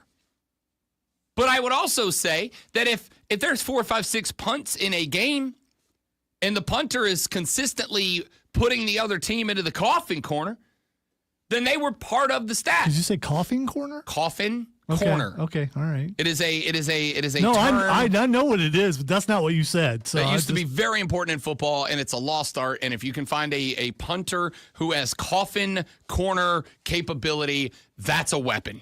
All right? Like friend of the show, Johnny Hecker. Friend of the show, Johnny Hecker's got coffin corner capability in him. I've texted him. He hasn't responded. Okay. So I'm not just going to call someone out of the blue because he has another thing that he does, and he might be busy. What's more important than this? A job? Ugh. Yeah, his other one, Ugh. Boo. which I'm not sure he talks about, so I didn't want to mention it, but you did. So I mean, A job? More important than coming on the air and talking to us? Shenanigans. I Also, say. without explanation, it probably is going to think that he's going to get ambushed. So I mean, that's what I would think. No, I'm bringing him on to give him a chance to prove that he knows ball. Wow. Because That's kind of an ambush. wins and losses are not a quarterback stat. We went to pick this up because I printed it at the wrong CVS. I thought I printed it at the one by my house, and I didn't. I printed one that was like 12 miles down the road because I'm an idiot. Oh wow, that's a long drive. Yeah, I know. Well, I told the wife, I'm like, hey, I got to run to CVS. We were out and about doing some stuff anyway. So I got to run by CVS. I had something printed out. We went in. The lady's like, it's not this one. It's that one. And I said, well, that one's 12 miles away. And she goes, yeah. And she pulls up the order, and it was definitely the wrong one. The wife was not thrilled. But had the whole poster made. Ladies and gentlemen, wins and losses are not a quarterback stat. I felt it so important that I made a 16 by 20 poster that's going right back there on the wall. Because the people need to know. All right? I hope you didn't pay a lot for that because, it might get misplaced. Number one, it was like $16. Okay. I'm not going to misplace it, but Well it could worth get it. misplaced. Well worth it. $16 to make a poster. People are in trouble. I didn't know I could spend $16 to make a poster. But now I do. So you're going to be willing to do that as a joke for something. Okay. Something? Everything. All right. Everything. And with my exceptional knowledge of graphic design, because come on, how good is that? With my exceptional knowledge of graphic design. I don't know. Is your head centered between the between right the on the T and the 50. A? I don't Right on know. the 50. No, yeah, but it's not centered between the T and the A. Well, it's because I got a crooked ass head. All right, it's on Okay, well, you got it's it a in between the. 50-yard line. I'm just saying it would have been better if that stat was over just a little, Stat is also centered on the 50-yard line. but it's not centered on your head. But I'm centered on the 50-yard You line. just talked about how good you are at graphic design. I can't believe you made that mistake. There's no mistake. I didn't make a mistake. It's a damn good poster. Well, it's also an inaccurate poster, so that's Well, it it's a is because they mistake. left like a little bit of a border over here, so it's a little inaccurate. I Could have used I scissors. gotta find one of those X-Acto. Oh, we got one of things those. I think this got. They may have one in engineering. I've I'll seen find it. one. Point here is wins and losses aren't a quarterback stat. I believe in so much I had a poster made. We use it when producers get out of line. I was on the Got a lot of nine fingers rolling around here. Sunday morning. I got a call from a cat by the name of Sean Levine, the Sports Machine. He is a nationally syndicated host on the Infinity Sports Network. Sean Levine called me at like 10 o'clock. He's like, hey, bro, can you come on the show today? I said, sure, why not? What do you want to talk about? He said, So I you want to get some didn't, you NFL. didn't think for a second that you were being ambushed like Cole probably does. Not at all. And even if I was, I'm a microphone lady of the night. Can I say the W word? Is that radio friendly? I'd rather you not. I know you would. I mean, you could say harlot. It doesn't have the same chutzpah to it. Well, it depends on your delivery. Doesn't have the same impact to it. I'm a microphone harlot. No, you know what I am. Just say ho. You can say microphone ho. Everyone I knows feel what like ho is not even, like, that's the same caliber of word. All right, either way, Sean Levine, the Sports Machine, called me at like 10 a.m. on Sunday. He's like, hey, bro, you want to come on at 11:20, talk some NFL? I was like, yeah, Did sure. he call no you worries. bro? Yeah, he's a big bro guy. Okay. So am I. For sure, bro. What are we going to talk about, bro? Talk about some NFL, bro? Absolutely, bro. So he calls me and come on some talk about some NFL. Basically, he wanted to run over the Panthers. He wanted to run over the Jags. He wanted to talk about the NFL teams that we cover here on the show, as he's just kind of doing like a round robin, getting closer and closer to the draft. And we started talking. He said, hey, what's the future for Bryce Young? Is he the dude? And I said, I'm going to keep it a buck with you. Anybody who watches this team and anybody who saw the back half of that season last year, if you don't think he's the guy, you don't know ball. If you didn't see the upward trajectory, you don't know ball. And Sean Levine said, how many of those games did you win, Rob? And I, into the phone, loudly enough to be heard on nationally syndicated radio on the Infinity Sports Network on Sunday morning, went, and Sean went, that's not good radio. I was like, yeah, no, I know. Neither is saying, but how many did he win? Did you see an upward trajectory, Sean Levine?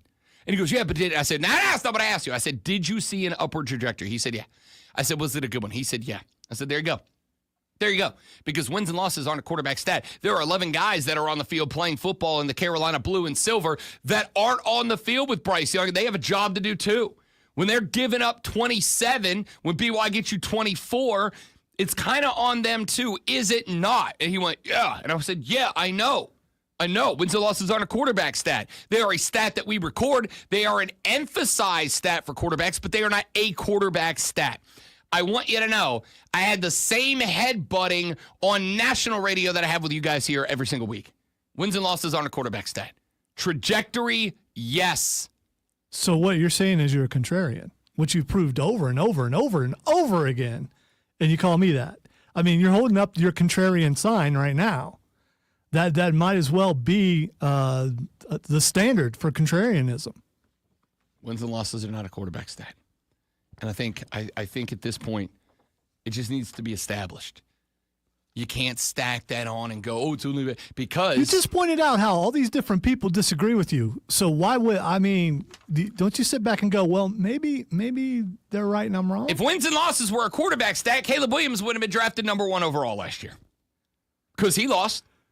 Did we put it on him? No. We all went, defense stinks, head coach is a fraud, the quarterback's pretty good. Wins and losses aren't a quarterback stat, or Caleb Williams would have been a third-round guy. How many wins did he get in Chicago? Matt Eberflus! Wow. If anybody should have wins and losses tagged on them as a stat, it should be coaches, not quarterbacks. General managers should have wins and losses tagged on them more than head coaches Do you should, really or want a quarterback should. jumping up and down yelling Eberflus to be the last thing you say before you keel over? No, but sometimes it made me feel watching that team like I was going to die. So that makes sense. They'd have won more if they left Justin Fields there. Wins and losses aren't a quarterback stat. Look, I have a poster that proves it. It's right here. I didn't know CVS did that. So, Dude, I didn't either. are you sure you couldn't get it cheaper at Staples? I'm just saying. I don't know or care. What I know is there's one across the street from me. I didn't get it printed at that one, but I found out that you can just make you put anything you want on it. You don't care about that much because you're wrinkling that thing like crazy. I'm about to go. With all the stuff you're doing. It's going right there. It's going right there. Actually, it's probably going to have to go somewhere else because I don't know if I don't think Diesel's going to want me staring over his shoulder the whole show. Probably Late not. Afternoon. We've had those arguments before, haven't we? That's a bigger argument than wins and losses aren't a quarterback stat, which is true because it's on a poster. All right, we got to run to a break. All right, I just want to say, Stream, Will, this is proof that I'm not. It's him. No. He's a contrarian. He's on an island by himself daily. That's a contrarian. I'm on the island of relevance. I am the people's champ. Acknowledge your broadcasting chief. I was going to say, you need to say what you're doing because people can't see it. Acknowledge Well, they can, but your not everyone. broadcasting chief. All right. I don't like saying that. I take that back. We got to run to a break. Yeah, 8:40. yeah, go to break, Chief. John Blau with the Post and Courier going to come by. We got to talk Clemson basketball and baseball with Johnny B. That's coming up at 8:40 this morning. I got your audio blitz coming up in the next segment. Best audio we heard over the weekend. All that and more coming up as the show progresses. Before we get to any of that, ladies and gentlemen, sports flashes are Alonzo stat. Wins and losses aren't a quarterback stat. Yeah, watch on the stream and see on a him, poster. see him try to put It's that on a thing poster up. right now. The South Carolina women's basketball team notched another win as they beat Vanderbilt 82-54, led by 24 and 17 from Lasia Fulwiley and Joyce Edwards, respectively, both off the bench, with Edwards adding a dozen rebounds. Only Tina Pau reached double digits from the starting five, putting 13 on the score sheet. South Carolina held Vanderbilt to just 30% shooting and 2 of 12 from deep. Alex Ovechkin's march towards Wayne Gretzky's all-time scoring record got a little bit closer as the Capitals forward netted 3 goals in a 7-3 rout of the Edmonton Oilers. Ovechkin's total now sits at 882, putting him just 13 shy of Gretzky's 894. Tune in Wednesday at 6:30 as the Furman Paladins take on the Citadel Bulldogs. Furman versus Citadel right here. We're home for Furman Paladins basketball. The Fan, Upstate.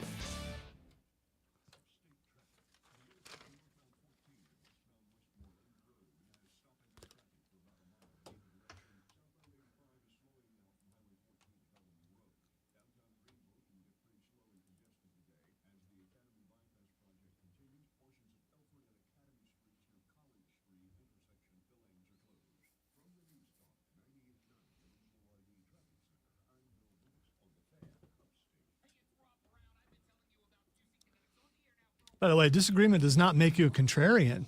If you legitimately have a different opinion, you legitimately have a different opinion. I don't believe for a moment that my opinion, even though I may joke about it, is everyone's opinion. But I also don't believe it's mine alone.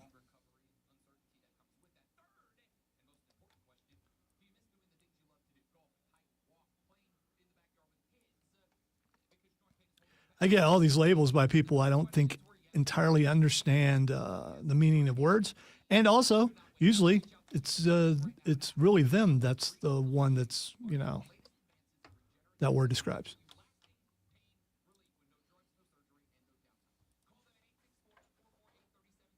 All right, let's see. Where are we? You had this all planned out, did you? I don't know. Well, I'm trying to put it in a way that's not going to. Diesel and them use a skinny frame, so I think it'll be good. Use the skinny frame. Yeah, well, because like they do with the two. No, I know what you're saying.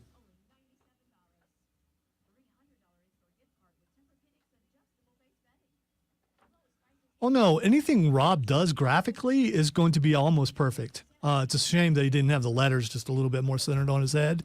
But you'll see when it's up. That'd be the first. It just like shouts, "Hey, if I just move just a little bit."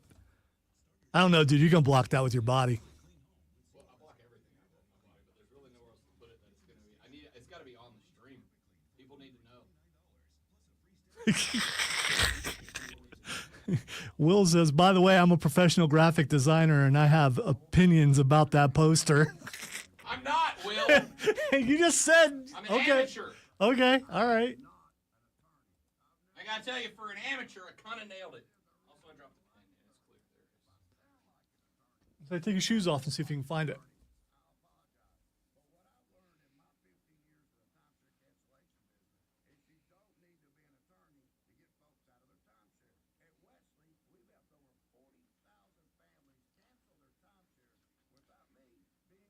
Hey, you can't really see it, but that's all right. It's there, and I know it's there. It's blurry. I mean, you should have spent. Well, I think like everything's blurry. Well, because it's. What are you doing? Oh, not even. Good thing you're not like a spearman or something. What were the spear guys called in the army? A spearman. A lancer. Lancer? You don't Lancer a lot. Boo.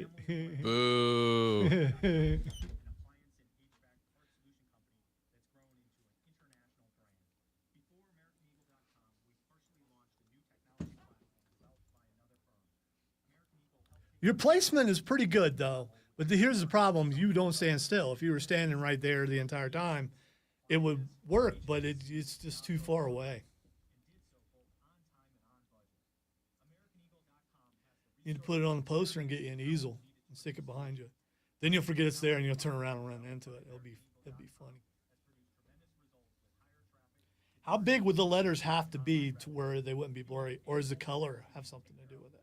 I don't know, but I need you to know that 16 by 20, I could have made one that was 32 by 40, but it was going to be like $50. And I'm like, let me make sure I'm committed to this first. Trying to think how much I paid for the Upstate Pulse posters. This is around that, I think.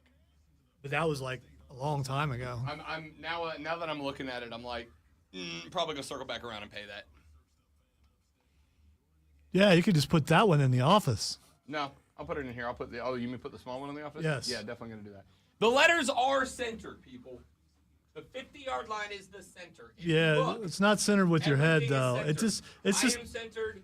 These are centered. so before you get the big poster made, maybe fix that part. They're all sent. Oh my God, you people are driving me up a wall.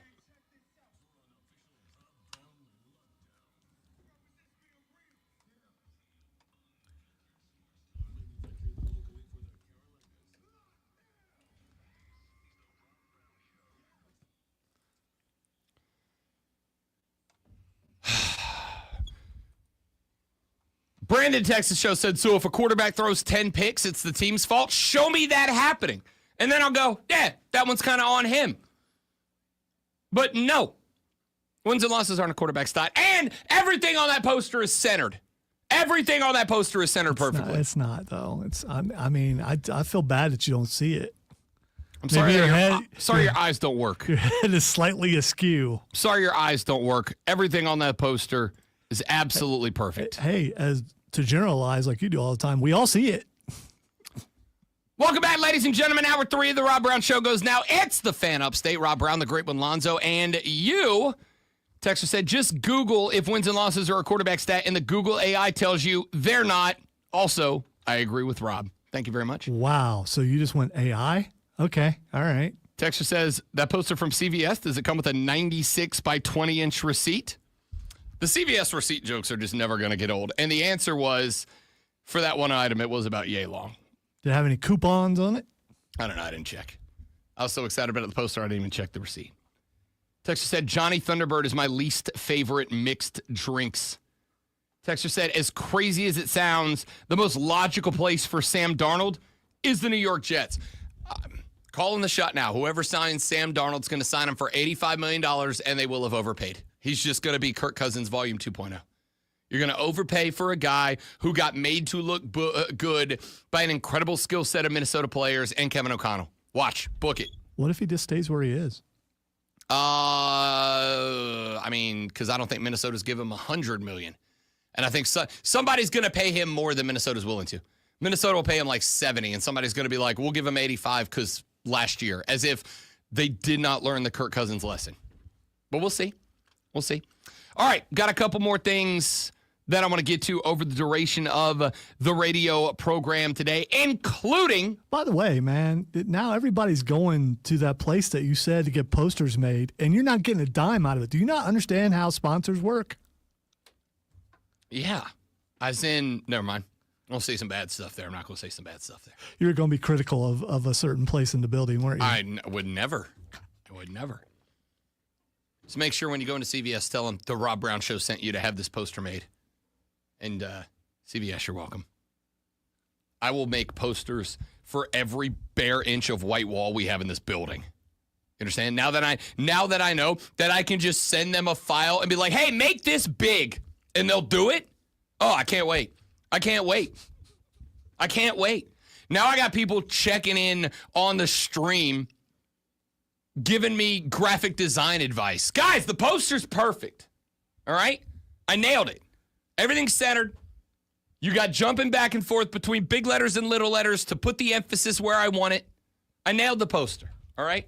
I think Alex has it right. I think you should listen to him. You won't listen Different to letters him. have different weights to them, meaning some letters, although the same font and size, are indeed wider than others. Look at the I compared to A. It's skinnier than the A, so stat can be centered at the same time on... It's fine. It's not. Good poster. They can't read it anyway because it's, I'm guessing. If you go full screen, you can. Can you? Yeah. Okay. You go full screen. All you can. right. And also, now that I've done that and I have that saved as a file, I'm going back to get it 32 by 60. It's going to be this entire Could you chunk please of the wall. just move that over just a little? I mean, just put your head in between the T and the A. It's fine. I'm on the 50-yard line. That's the middle. The 50 is the middlest as middle gets. Lefty Tiger says, where do we watch the live stream these days? Facebook.com/The Fan Upstate, The Fan Upstate on YouTube, or The Fan Upstate on Twitter, or The Rob Brown Show on Facebook, The Rob Brown Show on YouTube, The Rob Brown Show on Twitch. We stream to 6 different destinations so that you can avoid the ones that your office has blocked.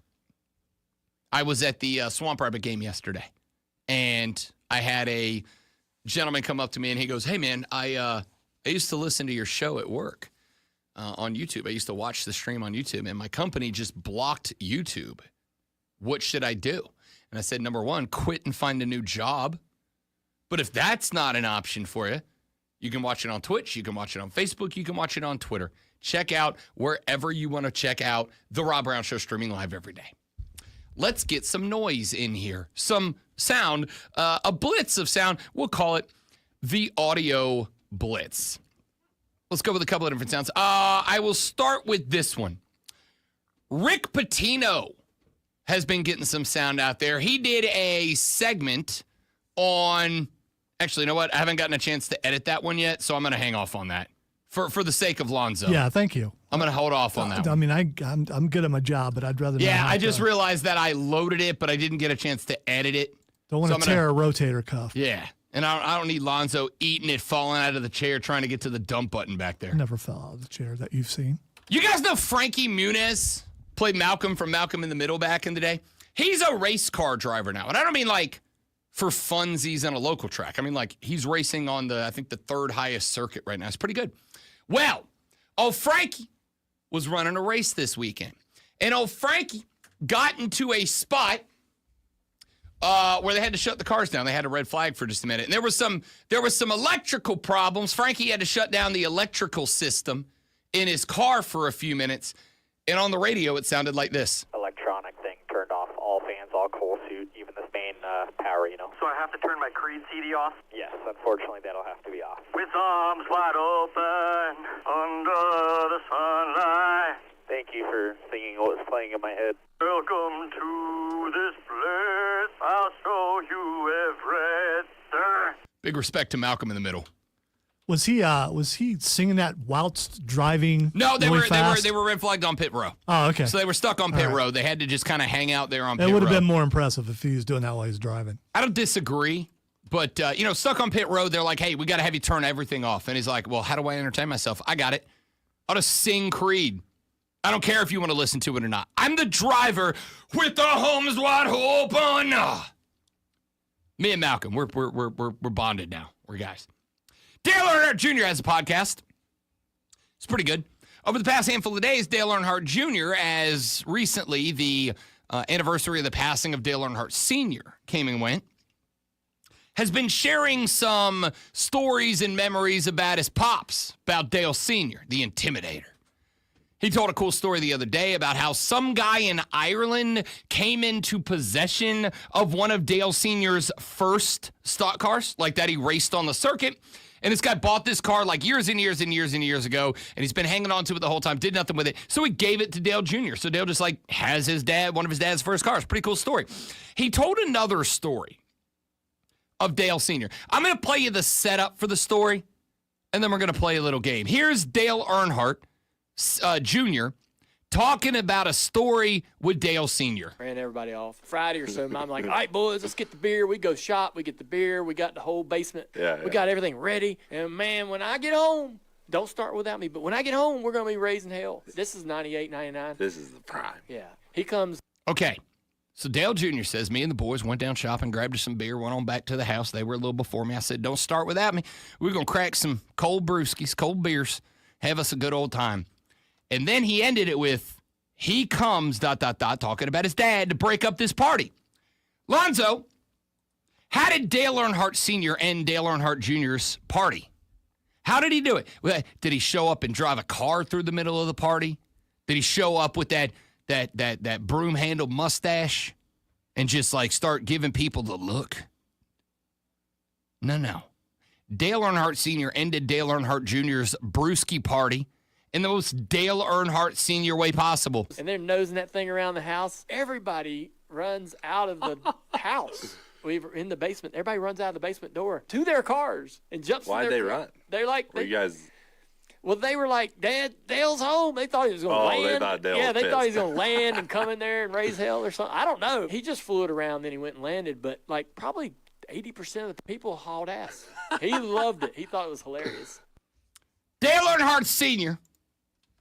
showed up to Dale Earnhardt Jr.'s party and broke it up by flying a helicopter in circles around it. Okay, I didn't catch the helicopter part. Yep. That's the part. I was like, what is he flying? Yep. Flying a helicopter around. That's how he broke up the party. Had an opportunity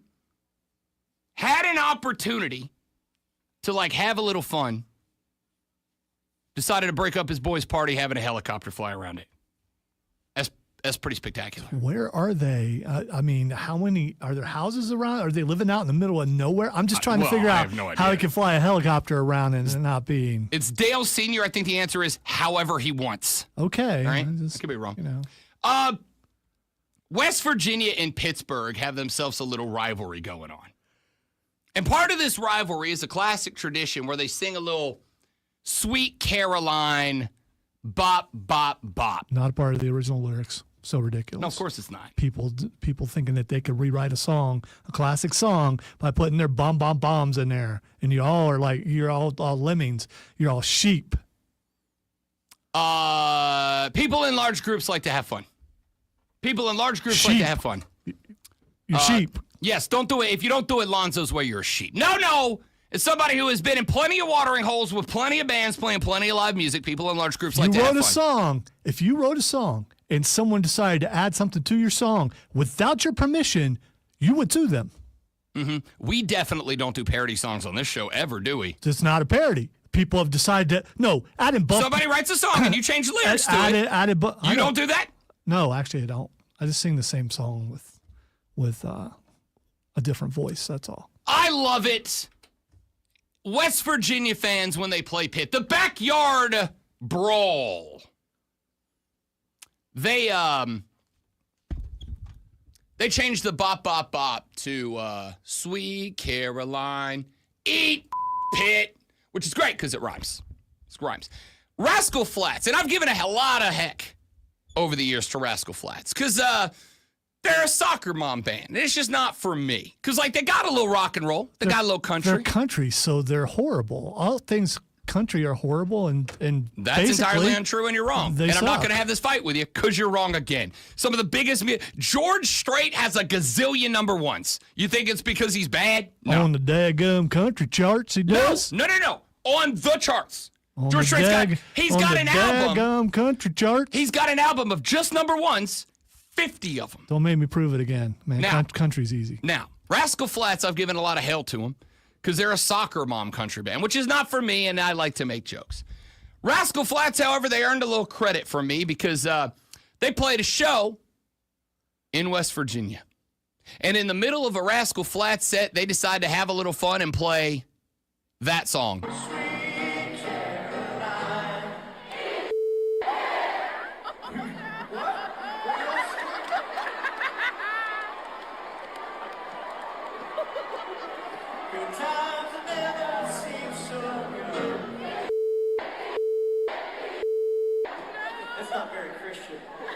Sounds like an AEW crowd.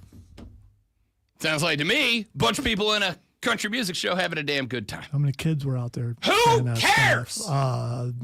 If you bring your kids responsible parents. If you bring your kids in public, they're gonna hear bad words, and if you don't like it, keep them in the house. To a country? Yes. So you're saying that all country is debauchery? No, I'm saying there is no obligation from anyone to do or not do a thing based on your kids being there. Okay? You don't want your kids to hear dirty language? Keep them away from everything. All the heat that you're giving the kids right now is going to melt. Not the kids. The parents. It's going to melt your poster, man. The parents. Spend $16 on that. You don't want to melt it. Let me give you an example. I was at the Swamp Rabbit game on yesterday. And a kid, a player from one of the teams got thrown into the sin bin, the penalty box, and while he was in there. To you now because you're almost 40. When he was in there, that's also true. When he was in there and the ref skated by, he said, "Hey, ref, you and that call." Okay? That's pretty standard hockey stuff. And a guy 2 rows back runs up, slams onto the penalty boxes, like shaking the box. He's like, "Hey, there's kids here." And the kid, the hockey player turns around and goes, "Hey, who the are you?" The guy's like, "There's kids here." I'm like, it's a hockey game, bud. Like, that's kind of comes with the territory. Like, that's kind of it. Nobody here is obligated to police their language for your kid. You're at a hockey game, for God's sake. Sometimes your defense of things like that it's just weird. It just is. It's not weird. What's weird is going, you're going to hurt my baby's ear, so I'm going to need you to change the way that you talk for me. By the way, nope, I'm not doing it. You're right, James. Rob's opinion of kids is well documented. Yes. And just when you think it can't get any worse, he finds a way. So.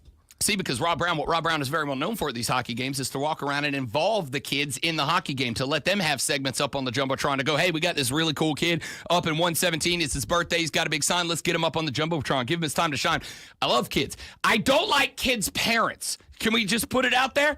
If you come to a hockey game and start yelling at the players to watch their language because your sweet little precious angel baby's there, that's a you problem, not a player problem. That's a you problem, not a me problem. Okay? If you come to a live music show and you bring a little cheering and you want the singer and the other fans to not say things because your little sweet baby angel's going to hear some bad words, that's on you, not me. By the way, That's your just to issue. protect Rob, these are Rob's opinions, not the opinions of the team or the venue or anything like that. I mean, correct. This is 100% my opinion. I'm just trying to help you out, dude.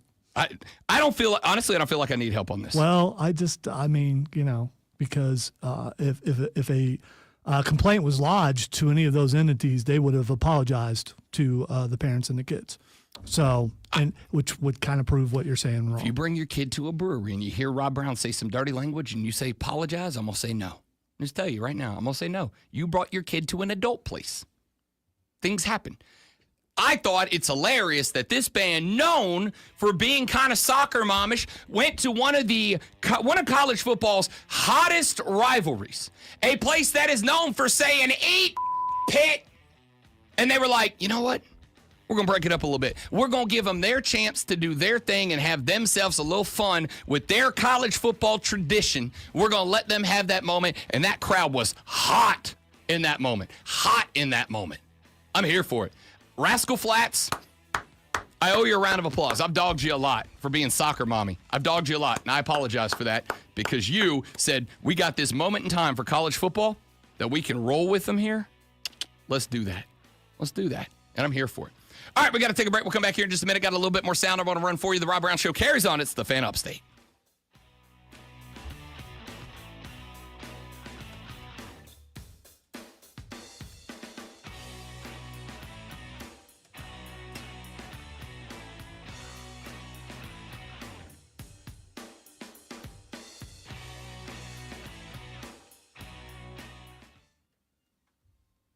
I'm going to go to CBS and make a Rob Hates Kids poster.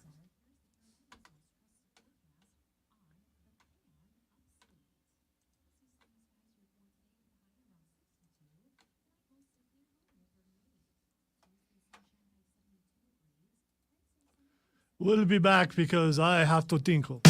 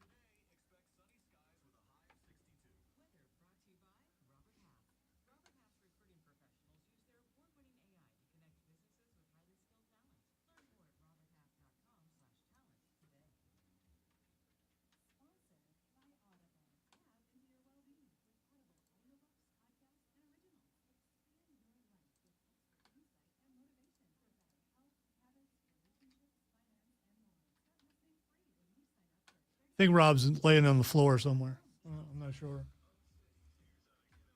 There he is. He's not on the floor anymore, I guess. I wanted to be.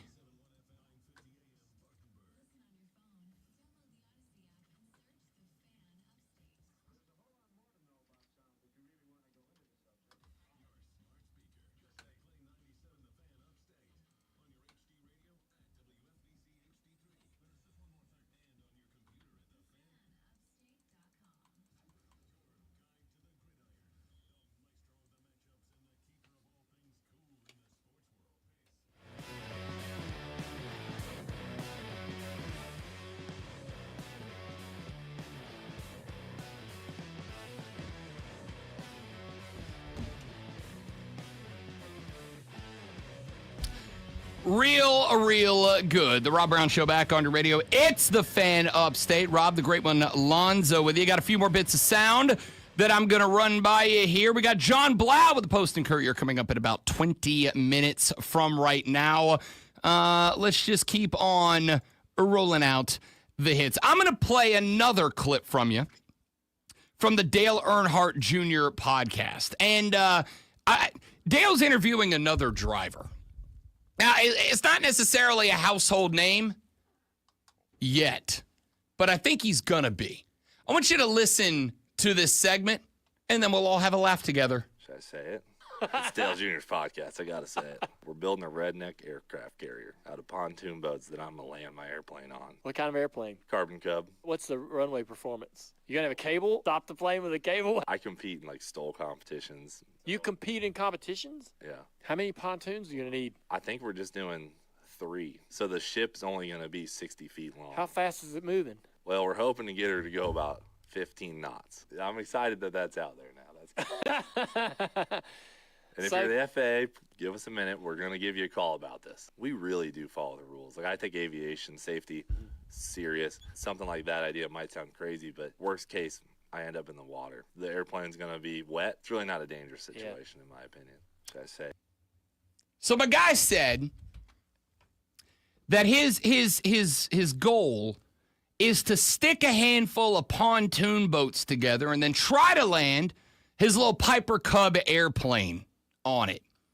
I heard that, and I'm like, who is this cat? Who is this guy? Because that is some rednecky stuff. If I've heard, it's like when rednecks get airplanes. This is what ends up happening. It sounds like a relative of mine.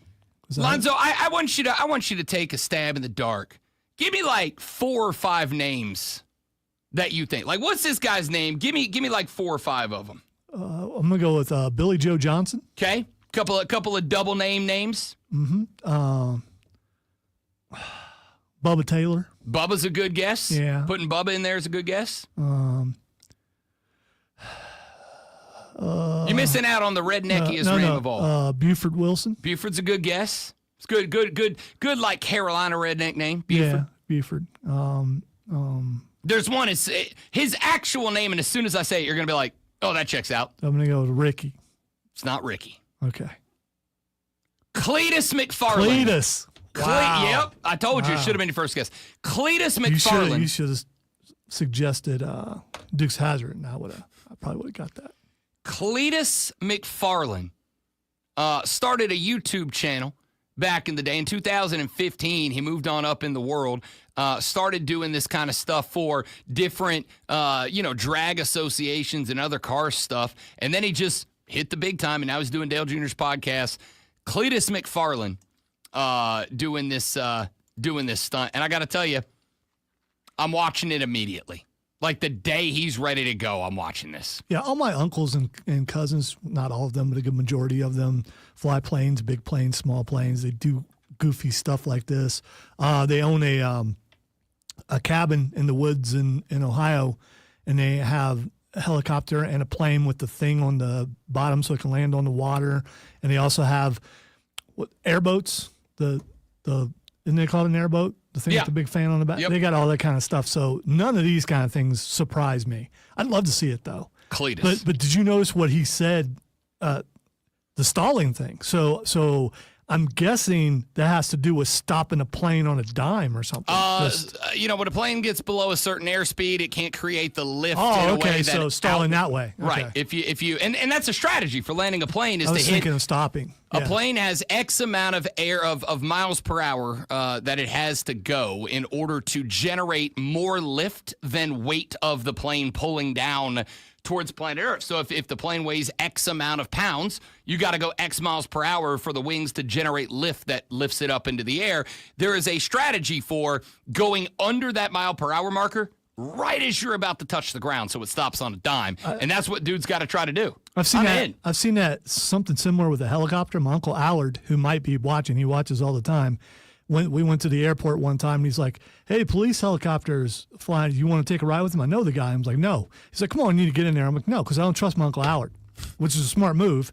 And so he was practicing what to do when the rotors stop. So he'd go straight up and stall the rotors and then get them started again as he's dropped. And I just looked at him like, yeah, you didn't get me this time. I'm good. Yeah. I'll take a helicopter ride, but I'm good. Paddy Pimblett is a fighter in the UFC. And he's a guy I have a very soft spot in my heart for. Paddy Pimblett is known. It's Pimbleton, isn't it? No, it's Pimblett. Is it Pimblett? Okay. He is known for being absolutely shredded on fight night and then Patty to batty, patty to fatty. not giving a damn when he's not fighting. Dude just takes down pizza, puts himself a little beer belly on, and then when it's time for the next fight, gets right back in shape. And I respect the hell out of that. As a dude who has regularly throughout his life gotten in shape for big events. Hey, Rob, you're going on a national broadcast of this football game. You're getting married, whatever. I will cut weight to get down in fighting shape with a minute that I don't have a highlight coming up. I'm right back to knocking back some brewskis and pizza. Paddy, after his last fight, takes to the stage at his post-fight press conference. And I want you, before I play this clip, to understand that this man is eating whole ass slices of pizza in 2 bites while he gives maybe my favorite post-fight press conference answer of all time. Do you ever miss the six-pack when you blow up between fights? I'd rather be fat and happy than ripped. And like these people who are ripped all year round aren't happy. I'm not arsed. I don't care what they say. This six-pack's sound. I look great, but I'd rather be fat and happy, lad. I've never, since Siwoo Kim a week ago saying I do 3 Red Bulls and 3 Tylenol PMs to put me in the zone, I've never identified with a pro athlete more. All right, so you may have forgotten, but Mario and I had an argument about him last week, and about him fighting Michael Chandler, and I said I want him to win because the UFC needs a guy like this. I look great, but I'd rather be fat and happy, lad. And it just proved my point. They need a guy like that. They do. Love this dude. And he's an excellent fighter. I'm all in. I'm all in on this cat, without a doubt. All right. This is a conversation that took place between UConn's Dan Hurley and Gino Auriemma. And I want you to listen because I this is something I've thought for a very long time, but I wonder if a coach with back-to-back natties, and Gino Auriemma, maybe the greatest women's basketball coach, maybe one of the greatest basketball coaches of all time, listen to this 39 seconds and see how you feel about it. And I'm going offense. I'm recruiting offense. Oh, yeah. I've made that mistake. Yeah. I will not make it. You know, I'm recruiting offensive players that are tough, that will be willing to defend for you, but I'm no longer going off defensive, hard-playing guys that we're going to have to try to teach them to play great offense. I think that's... No, that's an impossible teach. I've tried it.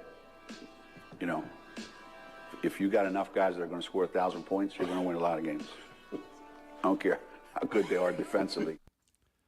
See, first hour, that's what I was talking about. That's exactly what I was talking about. Gino Auriemma and Dan Hurley, who have won a combined gazillion natties between the two of them, say, I don't care about recruiting defense anymore. I don't care. I'm not recruiting defenders. I don't care about recruiting defenders. I'm going to go recruit guys that are going to give me 27 points a game, and maybe I'll teach them a little defense. But Gino said if you can get a bunch of guys who score 1,000 points a game, you're going to win a lot of games. Are we ready to kill off the defense win championships moniker in basketball, and with the way the NFL has gone, with the way that the college football landscape has gone, are we getting back to the point where, or I guess not back to, are we getting to a point where we feel like this is the mantra, this is the philosophy, that defense does not win championships anymore? Scoring a buttload of points wins championships. Doesn't matter if they score 1,000, but you score 1,001, you still win the game.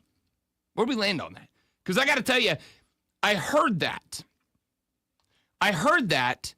and I recorded it, and then I played it back, and then I played it back, and then I played it back, and then I played it back, and then I played it back. Because as long as I've been in and around basketball, which is since I was quite literally a child, it was my first word was basketball. Since I have been since I was a child learning the game, my Uncle Mike, who taught me the game, the reason I am a basketball guy, used to say defense wins championships. When I was coming up through middle school and John Gaskin was my head coach, we did 7th grade, first year making a basketball team. I remember this like it was yesterday. Our first week of practice, we didn't touch a basketball. First week of practice, there wasn't a basketball in the gym. All we were doing was defense. Rolling on a zone, getting low to the ground, sliding into rotation, et cetera, et cetera. When I got to high school and I was on the JV team, Coach Jeff Palmer, same situation. I don't care if we win every game 8-4.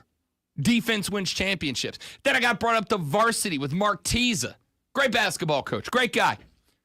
Absolutely defensive philosophy. Had 3 Division I future players on his roster, had a defensive philosophy. Then I went to college. I didn't play college basketball, but I watched a lot of it. And I watched great defensive teams. And now here are, I would argue, the 2 most successful active college basketball coaches in America, both of whom are saying, I'm not recruiting defensive players anymore. I'm not recruiting 7-footers who are nothing more than rim protectors. I want to go get a bunch of guys who can score 1,000 points. That was a little bit shocking to me, to be honest with you. Joe Mazzulla, speaking of playing defense, head coach of the Boston Celtics, he said he's learning something, and from a very interesting place. This is from the Men in Blazers podcast. One of the things we're working on now is teams are playing zone defense more in the NBA, and what you see in basketball is the timing of your cuts are always off, and that's what the difference between football and basketball is. In basketball, you see a lot of guys cut either before the guy who has the ball sees you, or you do it too late. And so the timing of your cuts in zone is very similar to the timing of your runs in football to create that space. I think that's one of the best things, Pep teaches is timing of their runs. Who I miss watching is Mahrez. His timed runs on the outside were second to none. Arsenal has done a great job of setting almost back screens on set pieces to where you're now pinning a guy and then getting cut behind with the back screen. So you're seeing that like a crossing route to where you just knock the defender off his route a little bit. Just another beautiful way to see a connection between American football, basketball. They're all there. Love it. Love it. He said, look, basketball's about timing. It's about cuts. It's about having your cuts synced up to the guy who's supposed to hit the cutter. It's about having your defensive slides timed up to where your offense can't take advantage of them. He said, where's the best place to learn that? Footy, soccer, net heads. That's great. I think a coach, even if he's going all offense, like Dan Hurley, I think a coach who can look at other places and find lessons, I think that's good for you. Nick Castellanos is an outfielder for the Philadelphia Phillies. We've done this one before. We do it every offseason. Hey, Nick, what one rule change would you enact in Major League Baseball if given the chance? Let's say if you didn't make the playoffs for 8 years, your franchise would be up for public auction, where somebody who wanted to play baseball through the lens of ownership had an ability to do that, and then if you just really wanted 8 more years, you could buy it, but you just might have to outbid somebody else. Yeah. You know what I mean? Yeah, no, I think that'd be a really cool way to keep the game of baseball just so alive on every level, because now really anybody can adopt any philosophy that they would want because everything would be geared towards winning. I can't tell you how much I love that. It'll never happen. It's absolutely not a reality, not a possibility. But Castellanos said if your team doesn't make the playoffs for 8 years, you have to put your team up for auction. You got to put your team up for auction. You can bid on it, but you'll have to buy your team from you. You can bid on it, but you got to let other people have the opportunity to bid on it and win it too. I love that idea. It's promotion relegation without losing revenue. You want in? Fine. But you got to prove it by buying your own team back. I love that idea. It's never going to happen, but I love it. All right, let's take a break. When we come back here in just a minute, John Blau of the Post and Courier will check in with the Clemson basketball team, getting close to ACC tournament championship time. We will check in with the Clemson baseball team after a few big wins strung together over the weekend. All that coming up next on the Rob Brown Show in the Fan Upstate. All right, guys, let's step away for just a couple of minutes while we get John lined up. Y'all don't go anywhere. We'll be right back.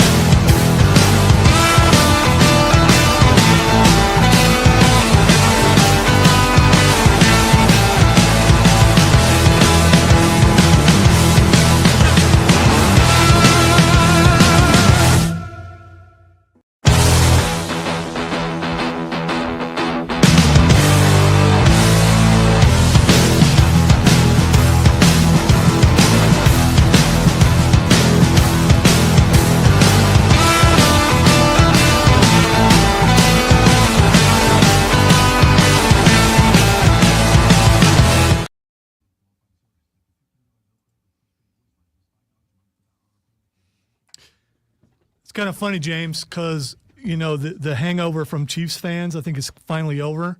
I was approached by 3 different people at 3 different venues this weekend wanting to talk about the game because I was wearing my Chiefs coat, which is the only coat I own, by the way.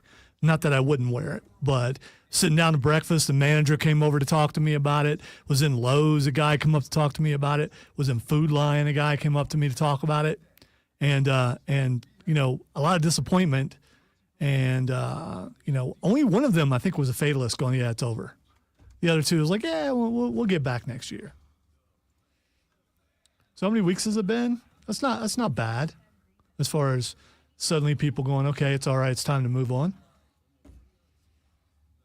I don't know when was the Super Bowl? Was that last week, 2 weeks? In the ancient past. Yeah. I feel like the Super Bowl was closer to the building of the pyramids than it is today. Possibly.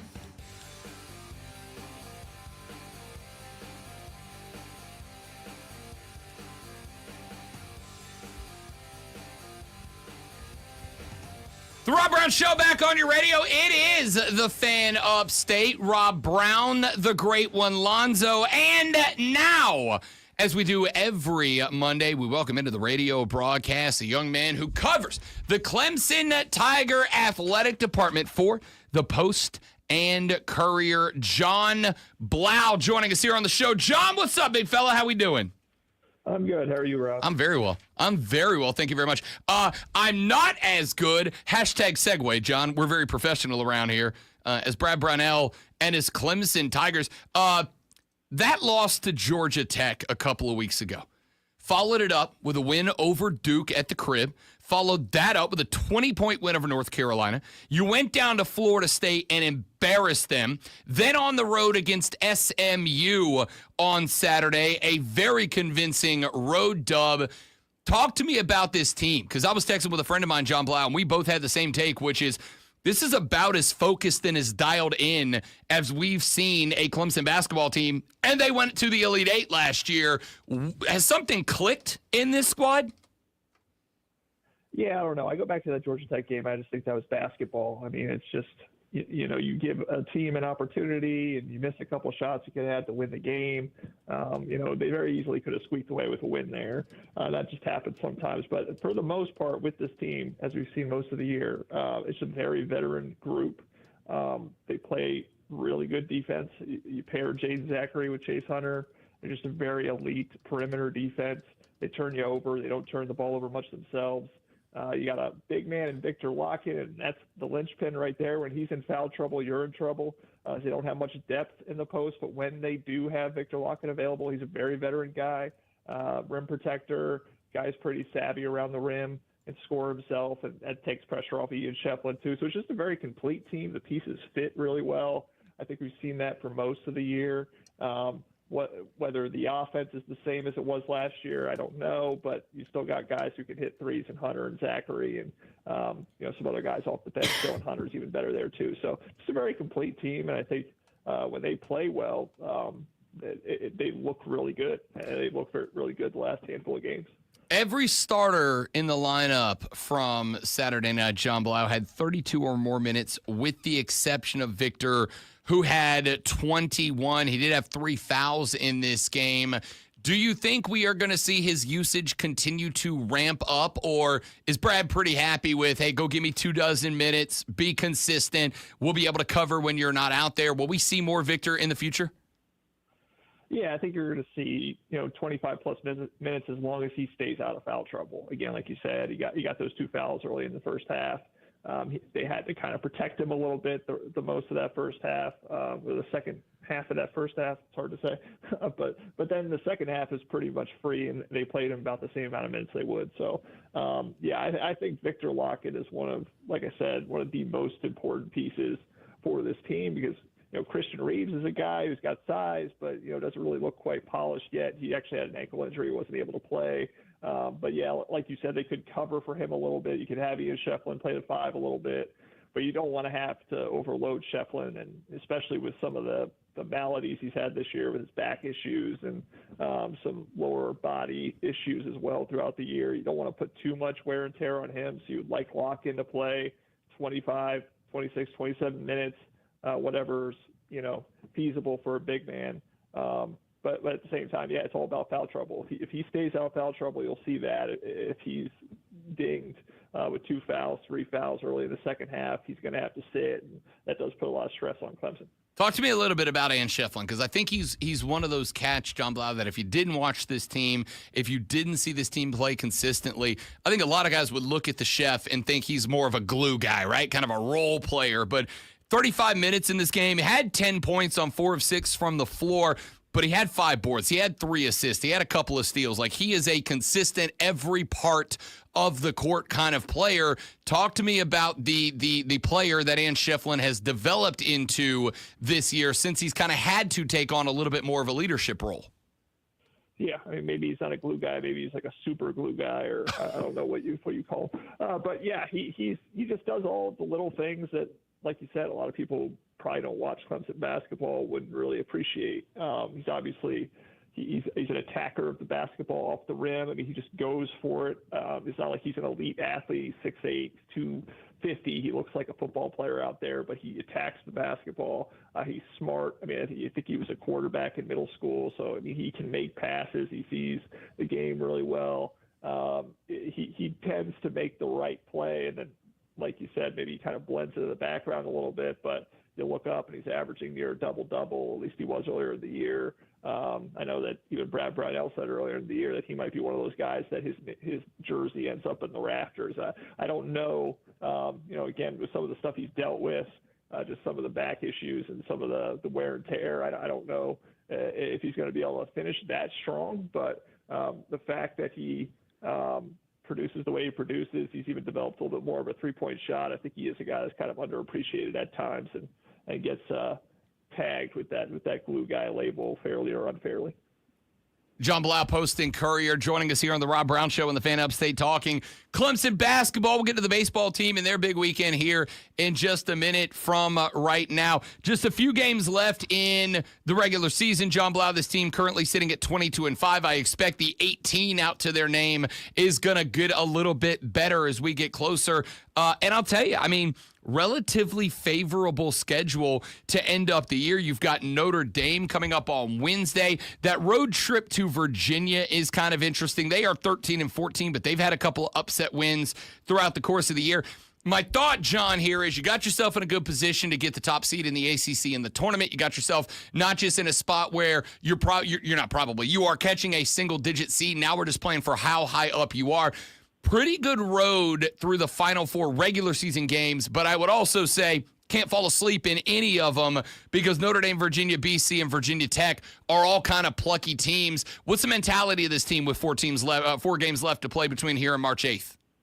Yeah, I mean, you're basically an NCAA tournament team unless you somehow lose all 4 of these games and lose in the first round of the ACC tournament and give the committee something to think about. But yeah, it's basically don't trip up. Again, like you said, Notre Dame, Boston College, Virginia Tech, these aren't top of the line teams. They're all quad 3 according to net rankings. So they would not look good if they end up being losses on your resume, but they should, again, if they play the way they played at Florida State, played at SMU, they should be able to win these games. They're pretty winnable. But yeah, you're playing for seeding. You're playing for obviously that double bye in the ACC tournament, which looks pretty much assured again unless you completely fall asleep at the wheel here in these last 4 games. And you're playing for the best seed possible in the NCAA tournament because obviously you look at some of those those seeds, that they have a better chance of winning maybe against an 11 seed or a 12 seed than if you're playing at one of those 8-9 games or 7-10 games. Those can be a little bit more difficult. So yeah, you're just trying to shore up your weaknesses, maybe rebounding, some of the glaring issues that have popped up every now and again. You're trying to get your defense to play the way it's playing, improve the shot making as much as you can, get in a good rhythm, and then try to make a run in the ACC tournament, then inevitably the NCAA tournament. Couple of weeks away from that ACC tournament. We'll be talking with John Blau every Monday at 8:40 moving forward. Let's flip real quick, John, over to the baseball team, if you don't mind. 4 games, a pair against NCA&T, a pair against the VCU. All 4 go into the win column for this Clemson Tiger team. None of them, you put up 12 against A&T on Saturday, 6-2, 4-3, 4-2 winners the rest of the ride. This is a team, John Blau, that I've heard a lot of people say they're expecting big offensive outputs. They're expecting a lot of home runs out of this lineup this year. Good pitching out of these, kind of kept in that 4 to 6 range for the majority of games so far. What's your early season breakdown with just a handful of games in the books on what Eric Bakich's squad looks like so far? Yeah, pretty deep team, hitting-wise. I mean, they've actually really rotated the lineup a lot, got a lot of different guys in and out. Just because they want to see who kind of emerges here. Dominic Listy has been a guy that's really popped. I mean, he's a guy who played Division III baseball first 4 years of his career, went to Indiana State, now jumped to Clemson. He just gets on base all the time, whether it's a walk, a hit by pitch, whatever. He had a clutch double yesterday that kind of helped them win that game against North Carolina A&T, kind of squeaked that one out. But hitting, Eric Backus has been asked about the lack of home runs. I mean, they really haven't hit very many here early, but some strange wind conditions and Globe Life Field, the Rangers Stadium being pretty pitcher friendly. I mean, maybe those will come along, but even if they don't, I mean, it just seems like they have so many guys up and down the lineup. Again, talk about Listy, Luke Gaffney, Colin Priest, a guy like Tristan McClatty who's emerged this year. They seem like they're going to be able to get guys on base and drive in runs. Pitching-wise, I mean, the starting pitching, Aiden Knox pretty good. Ethan Darden has looked really good in 2 starts. It's just trying to figure out that last spot. Justin LeGurnick got lit up in his first weekend against Ole Miss, but looked a lot better this time around this past weekend. So feel pretty good about him. With Dane Moeller, the freshman, getting hurt, that was kind of a concern, but it seems like there's good enough depth there too. So just looks like a really well-rounded team, as long as there aren't more injuries, as long as, the power comes along a little bit, you should feel pretty good about their chances to win a lot of games and be in the postseason again. Ole Miss, the only blemish on the record so far for Clemson, 6-1 overall to start the season. And I'm looking up and down the ACC, and obviously John Blau, it is very early. There are some teams that have only played 4 games so far, a couple that have played up to 7. But in this conference, there are 11 teams that are either undefeated or have a single loss. This is going to be a fantastic baseball conference this year, I believe. So does Clemson stack up, in your mind, up towards the top of this conference when it's all said and done? Yeah, I mean, you got some pretty good teams there in Virginia, and Florida State is supposed to be pretty good. Duke is usually pretty good year in and year out. I mean, you expect all those schools to be there, but at the same time, again, with the depth that you have with Clemson, the experience that they have, the mix of, speed, power, just getting on base, and then some of the improved depth it looks like you have in the bullpen. I think this is a team that should compete. Again, it's really early. We'll have to see kind of, we haven't even gotten to ACC play yet. Obviously, we haven't gotten to the Clemson-South Carolina series this weekend. We'll see how they stack up with their rival. But, early indications are this is a team that I think has the potential to stack up. Obviously, again, I got to see more of the other ACC teams because I haven't honestly been peeking at Virginia baseball or Florida State yet. So it'll be interesting to see, kind of how things look as we get further along here. It's still basketball season, and I will not apologize for that, John Blau. John Blau covers the Clemson Athletic Department for the Post and Courier. Joins us every Monday at 8:40 to talk Tiger Athletics. John, my man, appreciate you as always, big dog. Let's do it again next week, pal. Sounds good. Thanks, Rob. You got it. John Blau for the Post and Courier. Appreciate his time as always. When we come back in the 9 o'clock hour, got a few more sound bites I want to get to you. We'll talk a little college basketball, including both Clemson and South Carolina, a little college baseball on deck. We'll get into NASCAR after an interesting but, shall we say, controversial race out at Atlanta this weekend. And then whatever y'all want to get to. It's all coming up in the next, what do we got, 2 more hours? Man, time flies when you're having fun. We don't have to. We've got 1 more hour, dude. Oh, it's almost 9 o'clock. Yeah. We're only going to 10. How does time work? Well. So I still got Aladdin playing in my head. Yeah. Time is this thing where you go to bed at a decent time. So then you have a clue what's going on. That's just, there's that. That'll be fun. I know there's a lot of stuff to do, and I get it, and your brain doesn't. There's a lot of stuff to do. Yeah. I think we got a burst pipe at the house. That's what I get to deal with today. That's pretty exciting. It's not exciting for y'all. It's exciting for me.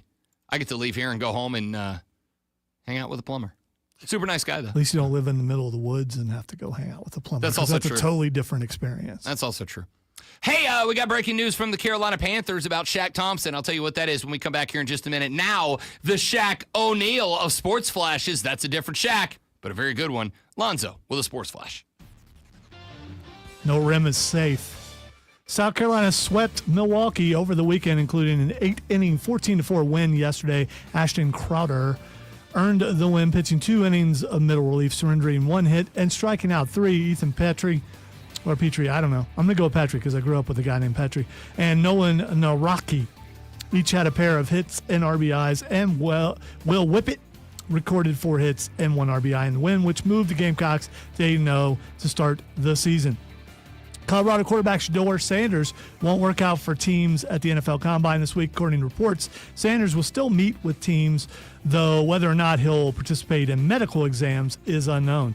Make sure you tune in this Wednesday at 6:30 as the Furman Paladins take on the Citadel Bulldogs. It's Furman versus Citadel right here on your home for Furman Paladins basketball. It's us. It's right here. It is the Fan, upstate.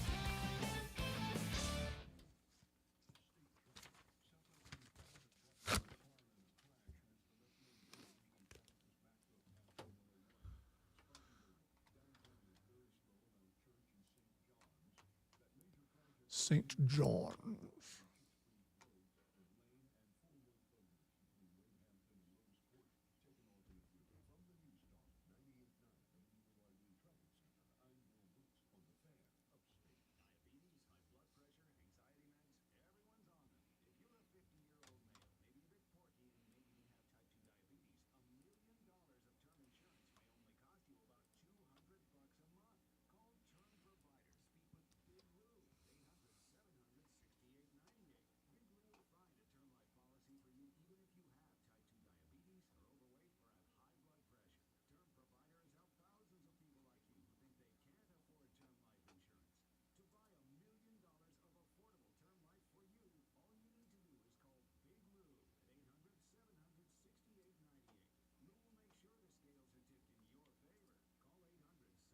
can't take the banner down because I can't find it.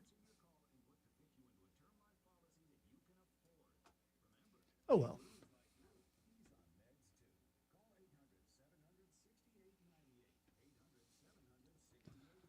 I don't know what you mean, Stephen.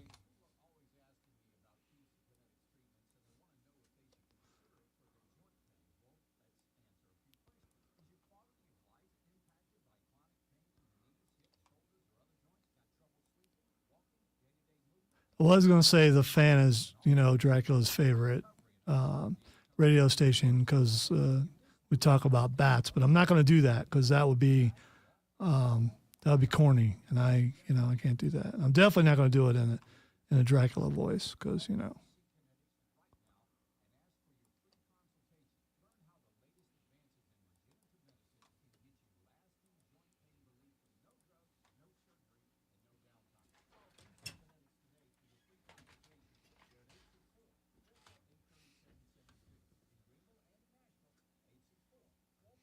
supposed to have personality. I don't have any of my own, so I just copy other people. Oh. Here's your game of the week. It's going to be all right, man. It sucks, but it's going to be all right. I'll live. Hope so. I'm going to be out there with a razor knife, like cutting your picture off the side of the building.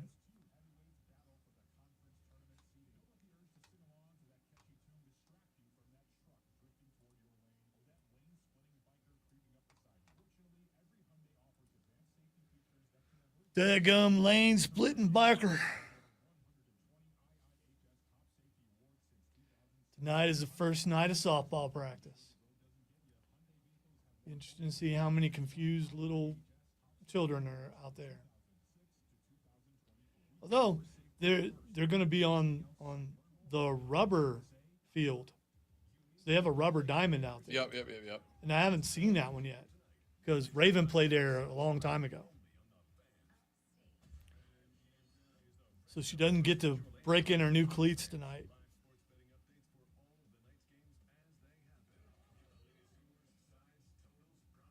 I hope they just run the bases for an hour.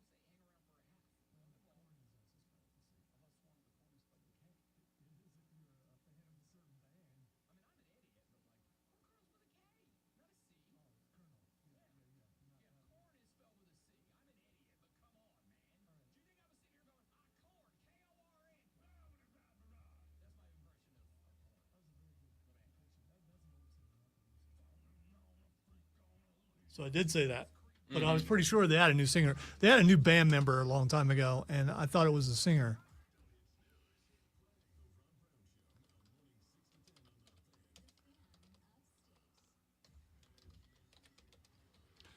Something takes a part of me.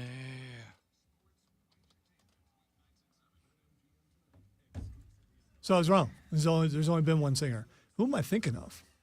You and I were meant to be.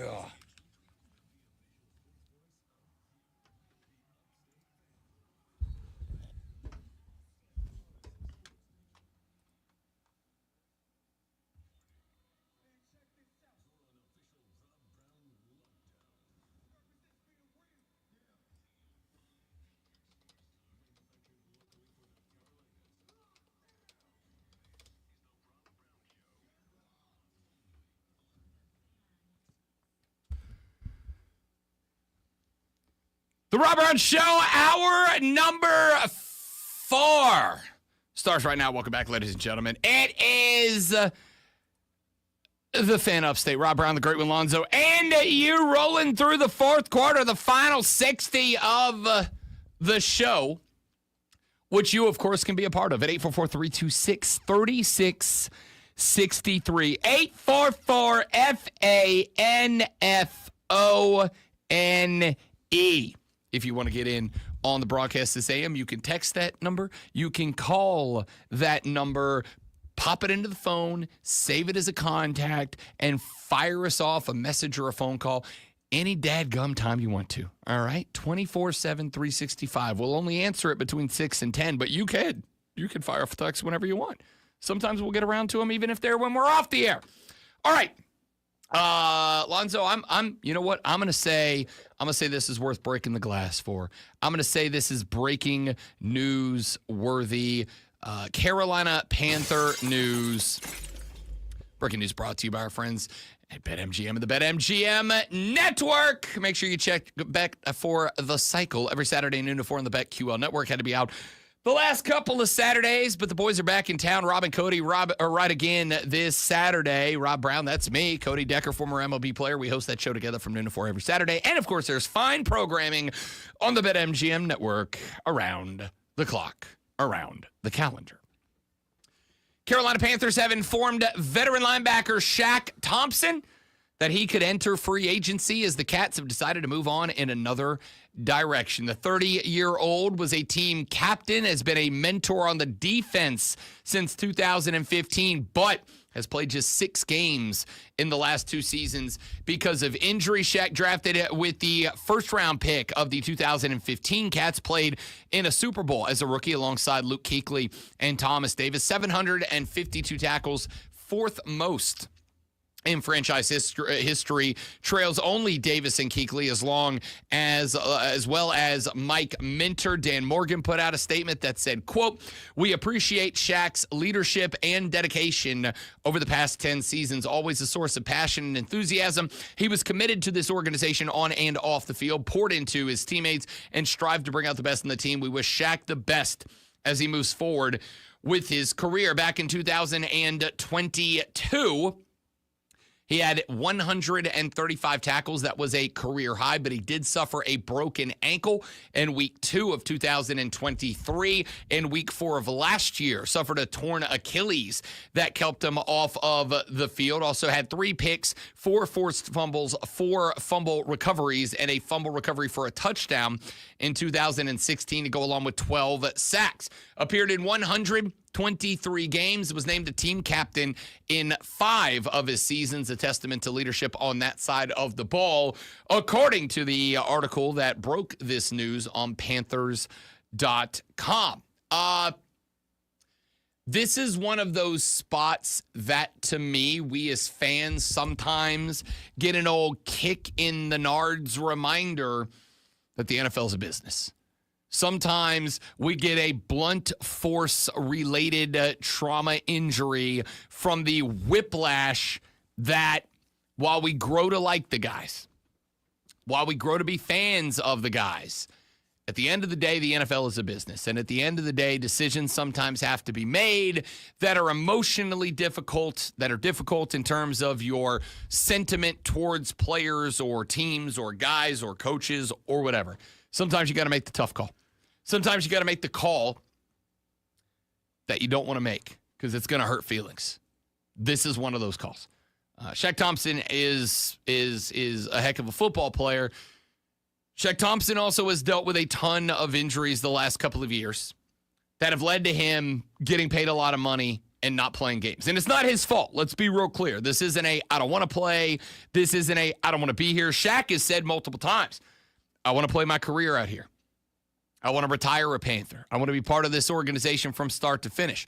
But the reality is, what you want and what you get ain't always the same thing when you start talking about having to float millions and millions of dollars around the table to certain guys. My bet, and I think we'll find this out later on in the week, my bet is going to be that even though Shaq took a pay cut to stay with the team last year, my bet is Carolina was going to ask him to take another one. Man, you've played a couple of games over the past couple of years. It's unfortunate, but if you can't stay healthy, you can't stay rostered. As the old expression goes, Your best ability is availability. And unfortunately, Shaq just has not been available. Look, I'm not a Carolina Panther fan. I am a Carolina Panther supporter. I am not a Panther fan. I want them to win anyway. Because when the Cats are winning, Rob Brown gets to do more stuff. When he gets to do more stuff, he gets paid more money.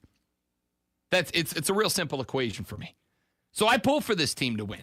Because if this team wins, I get paid more. And I'm a big fan of that. Shaq Thompson joined a select group of Carolina Panthers that even as a supporter, not fan, even as a divisional rival, joined a group of players that I grew to respect. I grew to like. Luke Kuechly was in that group. Steve Smith, in a weird way, was in that group. By the way, you seen the stuff Steve Smith's in? Oh, okay. Sorry. Well, now I got to talk about it in the show. We'll come to that later. He made it into that group of Carolina Panther players that I like and that I respect, even as a divisional rival. But the reality here is, as good as he is, as good as he was, my man's on the wrong side of 30, and he's just been unable to string together runs of health. So 30 is the wrong side of 30? I mean, I feel like 30 in one day is on the wrong side of 30, right? Okay, all right. 30 in a day, you're now older than 30. You're always going to be getting further away from 30 than you are closer to it. All right? So right now, I'm on the right side of 30 is 29. Right side of 30 is 29 and 355 days or less. Right now, today, technically, I'm on the right side of 40. Thursday, I will not be. Okay? And I'll never be on the right side of 40 starting Thursday. That's just how that expression works. Shaq's on the wrong side of 30.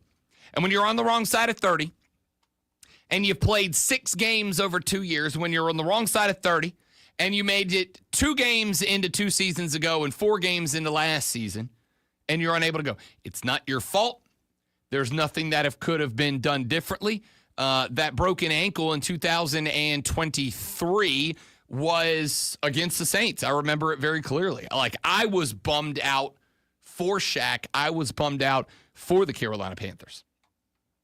Sometimes football kicks you in the junk with a dose of reality, and that's what this is. It sucks. I hate it because Shaq is still a guy, I believe, that can be an integral part of the defense. But the reality is, even after a pay cut, you are paying Shaq Thompson a lot of money to be in the rehab room. And while, again, not his fault, nothing that could be done differently, the broken ankle was a freak accident, the torn hammy, that just kind of is what it is, unfortunately. Those things happen 2 weeks and then 4 weeks into the season. Meaning that you were going 15 and 13 games without the guy. And if you're doing that, I can put that money elsewhere. Bryce Young needs another wide receiver. Bryce Young, to me, needs to upgrade at the tight end spot. Bryce Young could see some more money spent across the offensive line. We've talked about this with Rashad Beard constantly since the end of the season. This team is going to have to invest in the defense this year because while it has been respectable, I would even say commendable, what they've done the last couple of years with the amount of injuries and the amount of oopses that they've had, with the fact that they've had plenty of issues with health and well-being. The reality is, roster-wise, you're just not there. And as Zoe and I have pointed out a number of times over the past couple of years, this division can be taken by an up-and-coming team. You don't have to be a good, established, successful team to win this division next year. I absolutely think Tampa Bay's taking a step back next year. Not only did Canales leave him 2 years ago, Liam Cohen was the OC for 1 year, and now he's over in Jacksonville with Trevor Lawrence. Tampa's taken a step back this year. Atlanta, again, I don't know what Atlanta's going to be next year. What I do know is I'll believe Atlanta's turned a corner when Atlanta's turned the corner, right? You ever got that friend that, like, constantly is like, I'm on the way? You're like, good to hear it.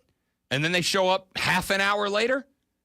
You're like, yo, what were you doing? Well, I was getting in the shower when I said I'm on the way. That's not on the way, man. That's kind of how I feel about Atlanta. constantly getting texts that I'm on the way, but you and I both know they're laid on the couch with their dog like, "Dang, I'll get ready in a minute. I'll get ready quick. It'll take me 5 minutes to get ready." That's the Falcons. I'll believe Atlanta's turned the corner into success when Atlanta is successful. That's when I'll believe that's the case. So, with all of that being said, I am convinced that if the investments are made by the Panthers this offseason wisely and at the right positions, while I don't think it will matter, I don't think no matter what they do this offseason, Carolina ain't Super Bowl ready yet. They need 2 more years of moves to get there. But I do think they can win a division title this year. I do think they can put themselves in the playoffs. Why is that important, Rob? If you don't think they can win a Super Bowl, why is that important? Because being attracted to free agents is a huge deal. We've talked about Philly a bunch of times. Philly has got the priorities in order. You got to nail the draft across the offensive and defensive lines. That's all they've done. They nail the draft across the lines. And then they go get the A.J. Browns out of free agency.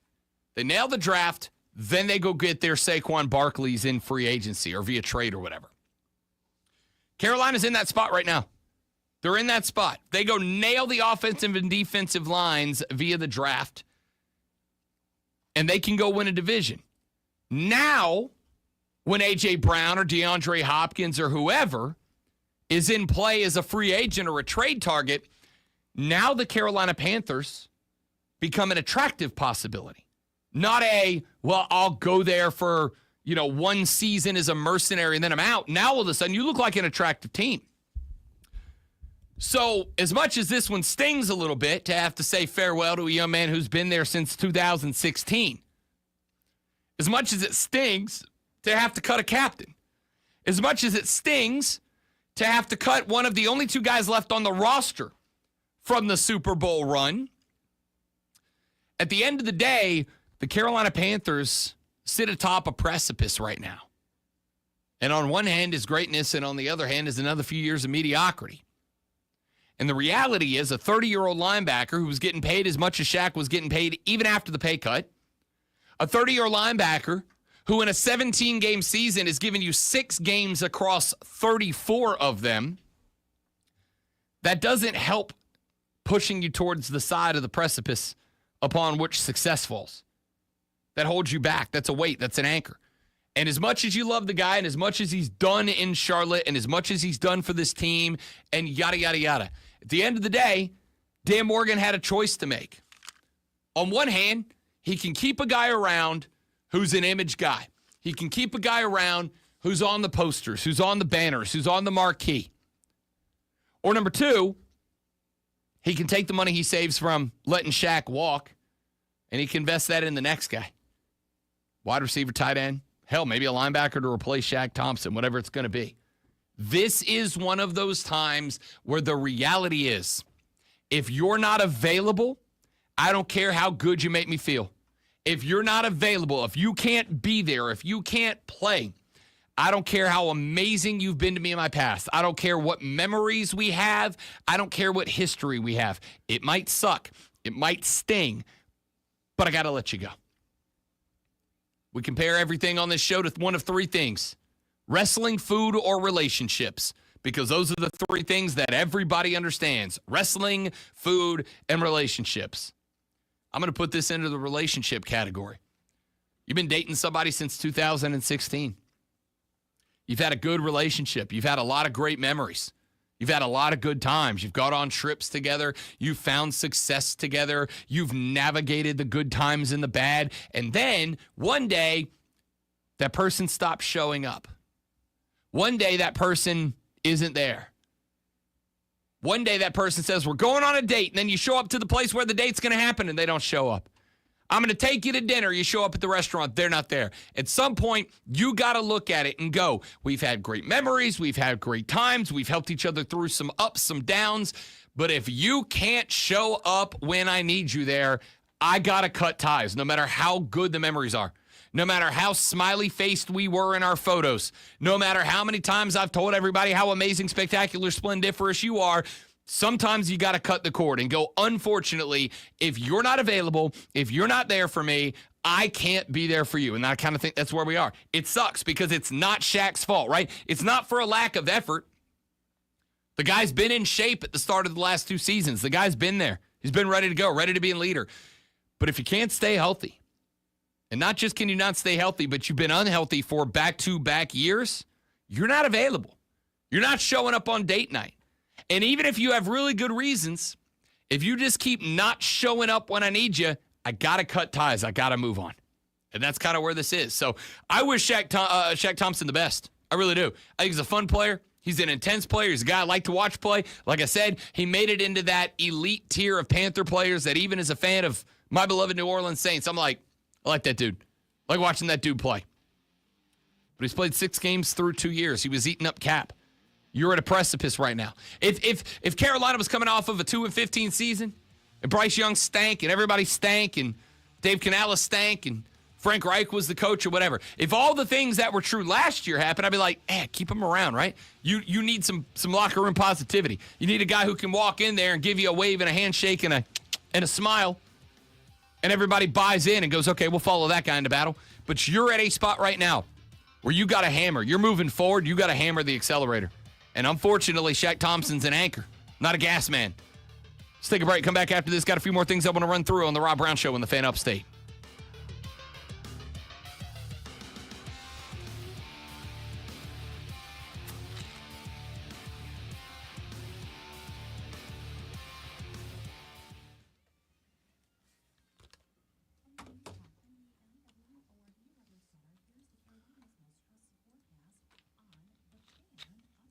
All right. Excuse me for just a second, guys.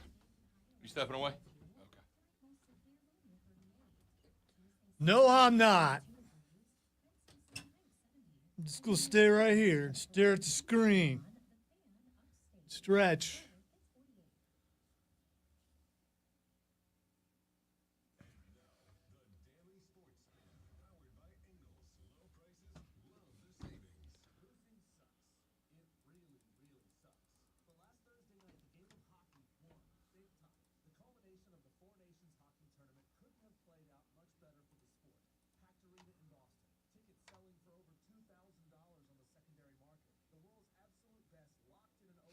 I do those all the time, Kane. It's being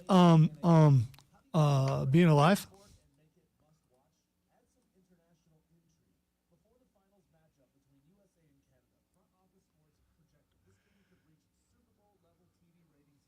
My breathing exercise is trying to stop yawning, which I can't seem to do today.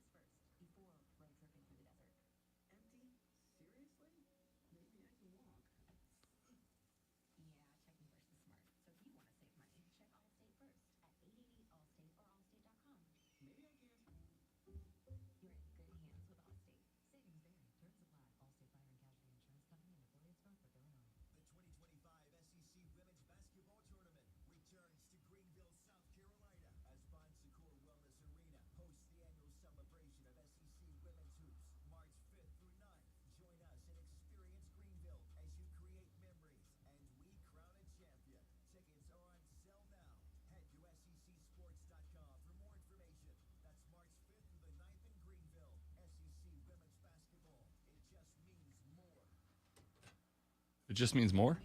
It does.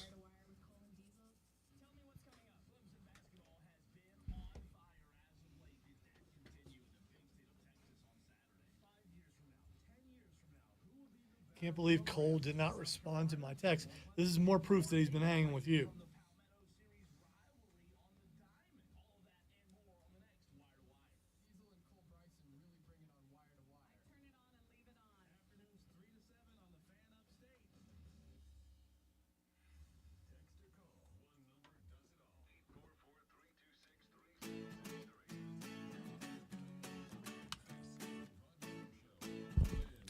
The Hot Rod Brown Show continues. Rob, the great one, Lonzo, and you. Just a couple of dudes hanging out talking sports every morning from 6 till 10 a.m. Got a couple of things I want to get to. Let's start with this. We played some Rick Pitino sound earlier in the show. I'll play you one more. This clip was going around social media over the weekend. Rick Pitino, his St. John's basketball team, trailing in the first half of a big-time game. Dig in. Every time you miss a shot, your game deflates. We don't care about your missed shots. Play defense. You guys keep blowing opportunity upon opportunity upon opportunity. You're like children with bad things happening. Instead of digging in and be tougher, you wilt. Where is your toughness? Where have you guys been raised that you're so weak mentally that you just give up when something doesn't go right for you? Don't you know what adversity is all about? That's the game of life, not the game of basketball. You don't get down when things go wrong. You dig in and get tougher. Your whole life's gonna be adversity. Learn how to deal with it. I love it. Wow. I love it. Adversity is being a player for Rick Pitino. I love it. I'm all in. That's I hear that speech. If I got a boy, I'm going, that's your coach right there. That's the guy. Yeah. That's the guy. Yeah. A lot of people are not that way. I mean, cool. That's the coach I want. The coach. When's the last time he won anything? Rick Pitino, he's run a lot. Yeah, His yeah. team's very good. His team's going to be a top probably 8 seed in this When's tournament. the last time he won a championship? If that's all we're talking about, then I'm going with Dan Hurley because that guy's really good. But Rick Pitino has won plenty. He's won 3 championships, his most recent in 2013. He's been to the Final Four, 8 times in his career? He's won the AAC multiple times. He won the Big East back when it was a thing, both regular season and tournament. He's a 5-time SEC tournament champ. He's a 2-time SEC regular season champ. He's a 2-time America East champ. The dude's good. And as I recall, he enjoys clearing the tables at Italian restaurants. Okay, well, I didn't say he's perfect. I said he's good as a coach. All right? I'm probably saying maybe learn from him in the locker room, maybe not in the Olive Garden. You know what I mean? But I'll say this. I love that message. I really do. Because, and again, it's been a minute. But when I was coaching basketball, I was coaching like 9th and 10th graders the last time I coached. It's been a couple of years. I'd like to get back into it. Last time I was coaching, I cannot tell you. You know, all the things you've been saying on the air is probably going to make it really difficult for you to get back into it. I don't think so. Yeah, okay. I don't think so. All right. The last time I coached basketball, and again, it's been a couple of years, but the last time I did, and this was 17, 18? I can't tell you the number of players that I coached up coming into high school. So at a point in time where I expect, and I think it's fair too, I expect players to be developing into young adults. I expect players to understand you're going to lose. You're going to have a bad game. You're going to have your shot be off one day. Maybe in the wrong gym, your eyes aren't seeing the rim the right way, or maybe you just suck that day. But everybody's got their role to play, no matter the circumstances, the teams, yours, the games, whatever. And I had plenty of players come through that if their shot was off, they shut down. If they had a couple of bad dribbles and turnovers, they shut down. They threw a couple of passes that got picked off and went the other way. They shut down. And guys that you kind of got to look at and go, buddy, there's other ways that you can help this team. There's other ways that you can get invested in the game to help us win. I like this from Rick Pitino. And listen, I've given Rick Pitino plenty of crap about his decision-making off the basketball court. Plenty of crap about his decision-making processes off the basketball court. The man's made mistakes, ain't no doubt about it. But I frankly think we need more of that in coaching. I think we need more of people looking players in the face and saying, you missed some shots. It's going to happen to all of us. My question is, how are you going to respond to that? Because if you're going to shut down when things don't go your way, you're not just going to suck as a basketball player, you're going to suck as a person. That's just how it goes. Things aren't going to go your way. You're going to get told no. You're going to try an idea out, and it's going to fail miserably. You're going to go for it, and you're going to come up way short. The question is, how are you going to respond to that? I heard that clip, I think Saturday morning. Saturday was a long day for the family. We had a funeral on Saturday. We had a lot to do, and I got to tell you, I was kind of in my feels a little bit. All right, I was kind of feeling sorry for myself a little bit, and almost as if the algorithm is in my head. Scrolling through the gram Saturday, sitting on the couch, feeling kind of blasé. And as I scrolled through, I saw that clip. And there are times when it is the message that is important, not the messenger. There are times when you go, all right, that person's not perfect, but what they said, I get it. I don't know why. That clicked. I feel like if we had more of that messaging, and I'm not just talking about sports, I'm talking about life in general. If we had more of that messaging, the messaging that you've got to understand, whether it's your jumper on a basketball court or your passing stats on the gridiron or your serve on a tennis court or your wrister on a hockey rink or whatever. If things aren't going the right way, the answer is not to shut down everything about your game. Quite the opposite. The answer is to pick it up and go, where else can I succeed? Where else can I help? Where else can I be better? What else can I do to make myself better, to make my team better, to make the organization better? Whatever. Not to shut down, not to demand a trade, not to ask to be released from your scholarship or whatever. Now, I'm not saying you don't make decisions that benefit you. You got to look out for number one. Welcome to life, baby. You got to look out for number one. But what I am saying is when you are committed, when you are in, when you are being a part of a team, a part of an organization, or if you are just looking out for you. I like that message from Rick Pitino. I think it's a good one. He said, who are you and where were you raised that the second that there's some adversity, you just shut it down and go radio silent on me? Can't have it. And I agree. Even if the place that you are isn't the best place for you to be. I've said this before. Even if where you are isn't the best place for you to be. You know what the best way to get noticed so that you can go where you are supposed to be is? Go full throttle. Go kick ass. Go win. Go show what you are capable of doing even when things aren't the best scenario around you.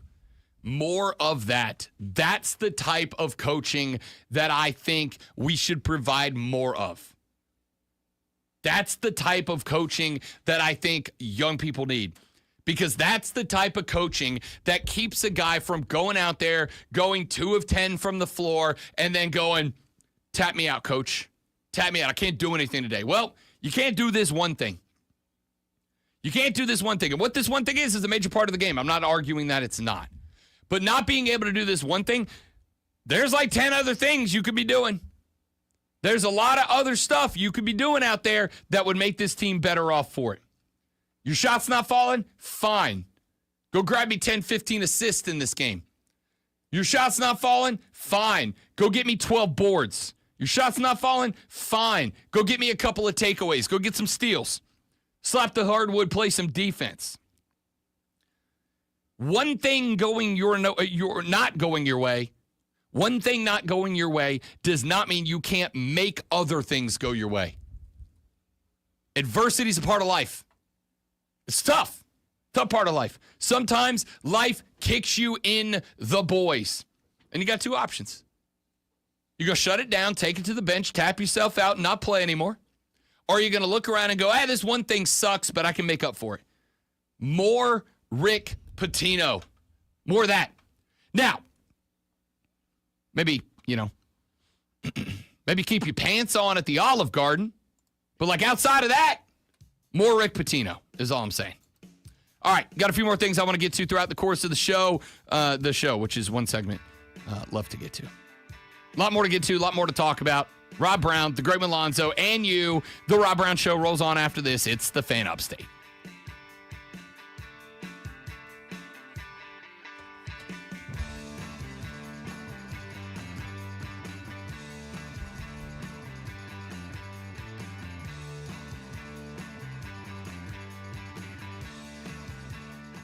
How did I get so many emails over the weekend? I don't want them. Are they spam or are they? No, like stuff I have to do. That's really it. It's not how many. So you don't want to work. Okay, I get it now.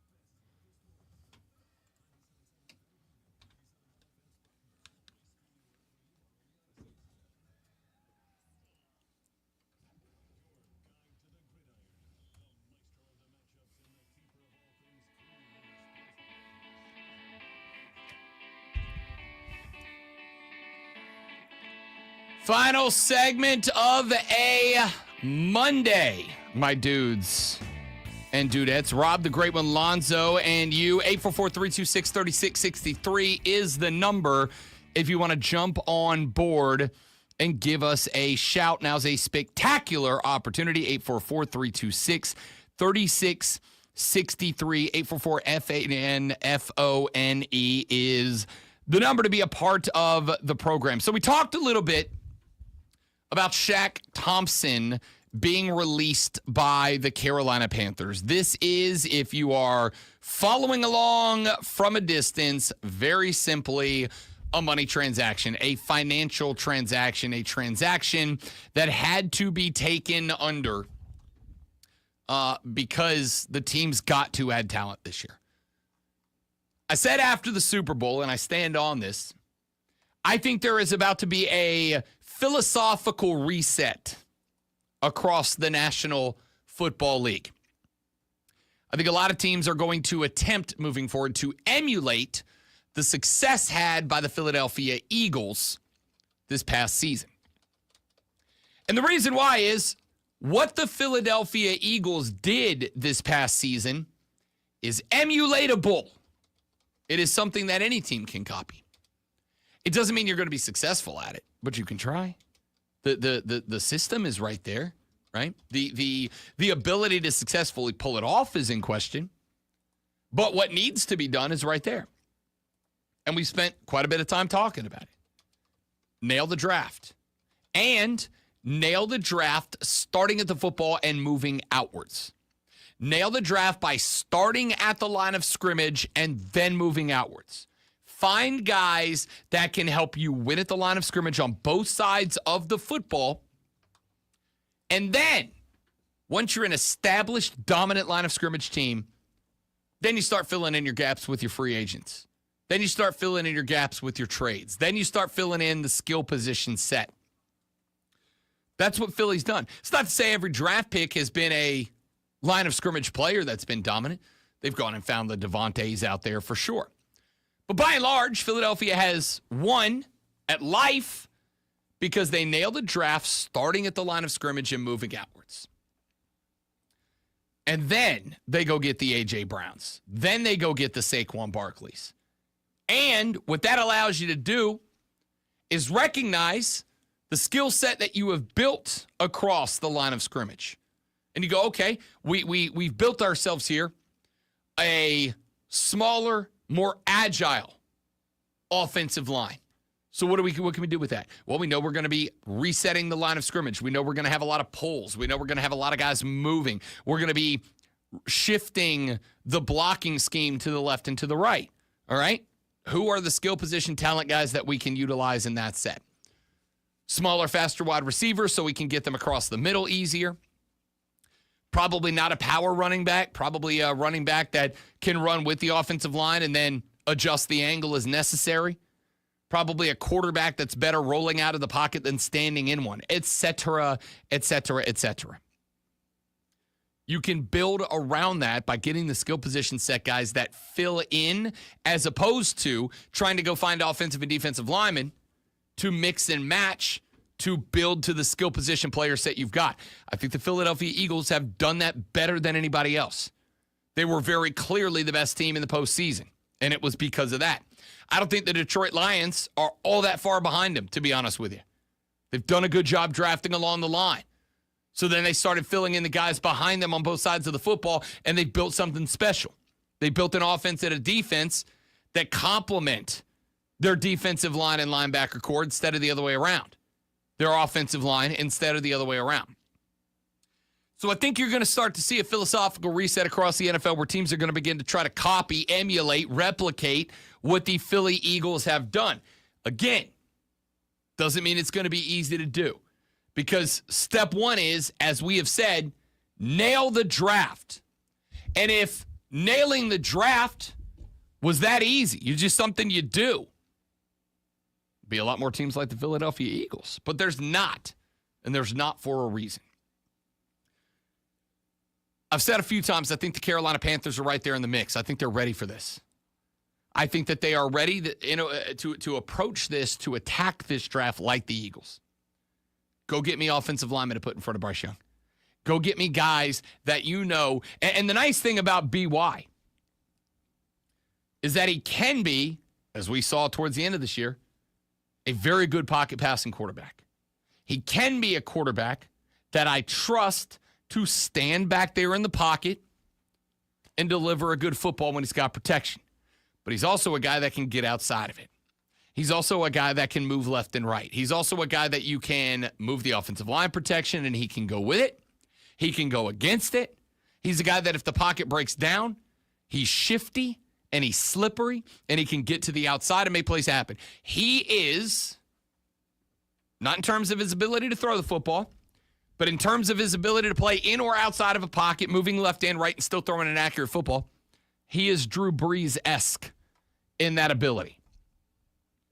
So you can build any kind of offensive line you want. But if you nail the draft and draft the right guys to put in front of him to pull that off, I think you're very, very set.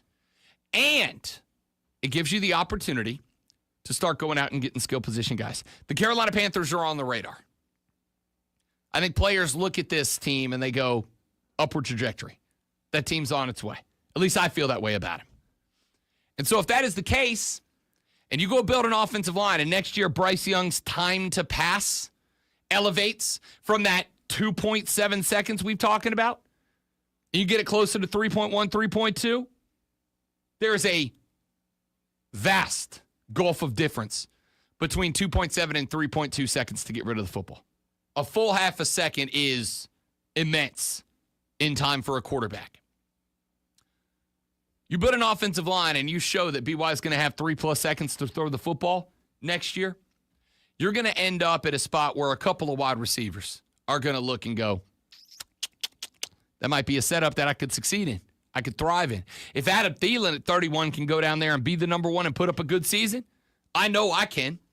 Now, T. Higgins is off the board because apparently the Bengals are going to franchise tag him, and I don't blame them for it. I don't think it's going to work. I think that team's about to blow up around Joe Burrow, and I'm interested to see how that plays out, but that's a different discussion for a different segment. There are going to be a few wide receivers available, either via trade or free agency. We got to let the market shape out a little bit. I think we got to get a little bit closer to and through the draft, but I think Carolina's got to be in the mix for them.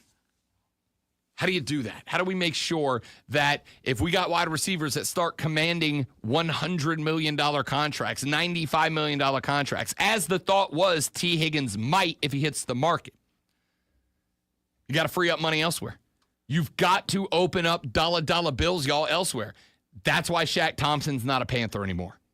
If you missed that news dropped back towards the start of this hour. Shaq Thompson's not a Panther, has been there since 2016, was one of two remaining players from the Super Bowl team of 2016. Do they replace him in the draft, or do they go with who they already have? That's a good question. This is kind of one of those spots that when you're sitting around that 8, 9, 10 spot, as the Cats are, I got to let 1 through 7 play out. Is there an offensive lineman down there? And again, I know fans don't love an offensive lineman with a top 10 pick, right? Because it's not sexy. But here's the thing. Philadelphia Eagles ain't sexy. They're not. You look at the draft picks from the last few years, not sexy. Outside of a couple of guys, Jalen Hurts a handful of years ago, Devontae the year after him, with the exception of a couple of guys, the Eagles don't have sexy draft picks. They're not going out there and getting every flashy offensive player they can get. They've been drafting the Jalen Carters. They've been drafting every Georgia Bulldog O and D lineman they've been able to get their hands on. Successful formula. So I think you do have to replace Shaq, but I got to see where if Abdul Carter falls to me, that's my pick. If he doesn't, we'll see where else we go. There is one thing I do not want the Cats to do, and I have already said this a couple of places on some different podcasts and broadcasts, and I've gotten some pushback from some Panthers fans and I have it from others. As much as I want Bryce Young to succeed, and as much as I absolutely believe you got to go get him a number 1 wide receiver. You got to go get him a 1. Adam Thielen's not a 1. I don't know if Jalen Coker or Xavier Legette, both of whom I very much love. Xavier Legette because he's hilarious, Jalen Coker because he can ball. I don't know if either one of those cats has it in them to be a true number one wide receiver. So I got to go find one. I was genuinely in the hopes that T. Higgins was going to be available. Because I'd have figured out how to get into Dan Morgan's ear myself. Been like, that's your guy. That's your guy. I really don't care what it costs. You've got the cap room. You're in a good cap space. Go get that guy. But he's off the market. So I don't know where else you go after that. I think you are, if you were the Panthers, you're letting Shaq Thompson go. Because what you need to be able to do is build the O-line and the D-line through the draft so that you not only have consistency for 4 or 5 years, but you've got consistency at a team-friendly value. As we have talked about a number of times, I think what impressed me the most about the Eagles was that 9 of their 22 starters are still on rookie contracts. 7 of those starters are on defense.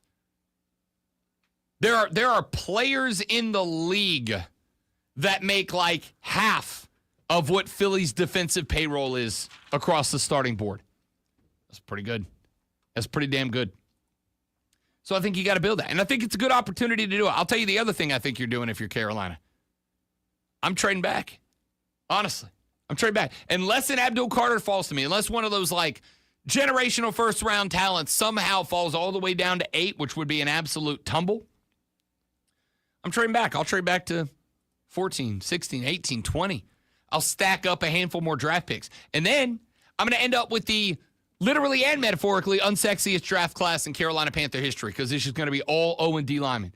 And then I'm going to sign them all to a rookie contract. I'm going to take all the money I'm saving with Shaq Thompson getting cut. I'm putting it all together in one big pot, and I'm going to go find the 2 or the 3 best wide receivers in the NFL on the free agency list or on the trade block and go, who wants to come here?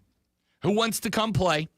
For Bryce Young, who clearly showed that he's a better quarterback at the end of last year. For Dave Canales, who clearly knows how to work the controls of an offense and has a quarterback that's playing behind a new, improved, updated, and, oh, by the way, young and consistent offensive line.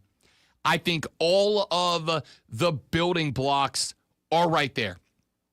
And I think the Panthers are in, and I mean this, as advantageous of a situation coming into the draft as anybody else. There are some more decisions that have to be made. Guys like J.C. Horn, you got to evaluate where they are. Is he worth continuing? Is he worth keeping on? Pat Surtain II got a 4-year, $96 million deal. That's the number 1 corner contract out there. If J.C. Horn wants 90, is he worth it? I don't know. I think there's a lot of evaluation that's got to get done. But the good news is you got cap room to play with.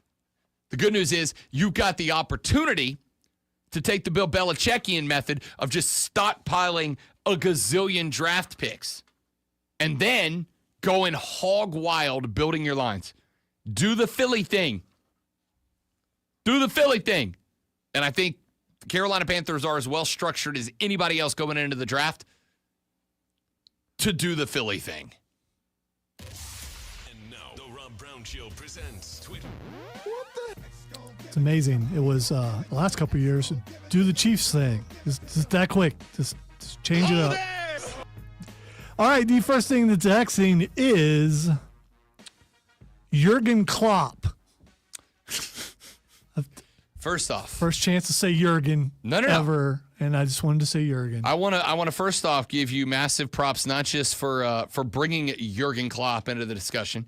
But for nailing Jurgen Klopp. Come on, dude. Nailing for Jurgen Klopp. Jurgen Klopp, of course, a manager in the Premier League, getting a lot of discussion right now because he's won a bunch, and there are other guys that have been in his spot, replacing him, etc., that aren't winning quite as much. Yeah, he appears to be, from what I can tell, pretty good. Yes.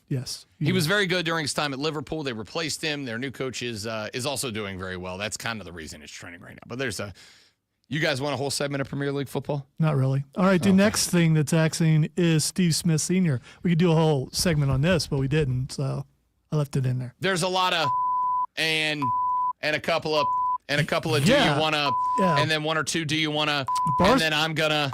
Barr's still Barstool posted some of the actual texts, and I was like, oh. Steve Smith Sr. got into a little oingo boingo relationship with a dude's wife, and the dude found the text messages between said wife and Steve Smith Sr., then recorded himself calling Steve Smith Sr. And he was like, yo, bro, you been my wife?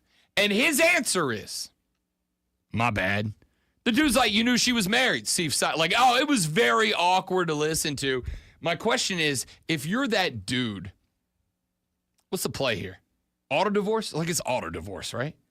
Like, because you know you ain't bringing the confidence and swagger to the nighttime that Steve Smith Sr. is. Well, the thing is, I mean, is it good form, bad form to post everything he did because he has shamed someone big time?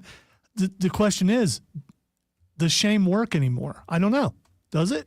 Will this cause Steve Smith any money from who's he work for? He works for Fox or ESPN or somebody. Will it cost him money from that?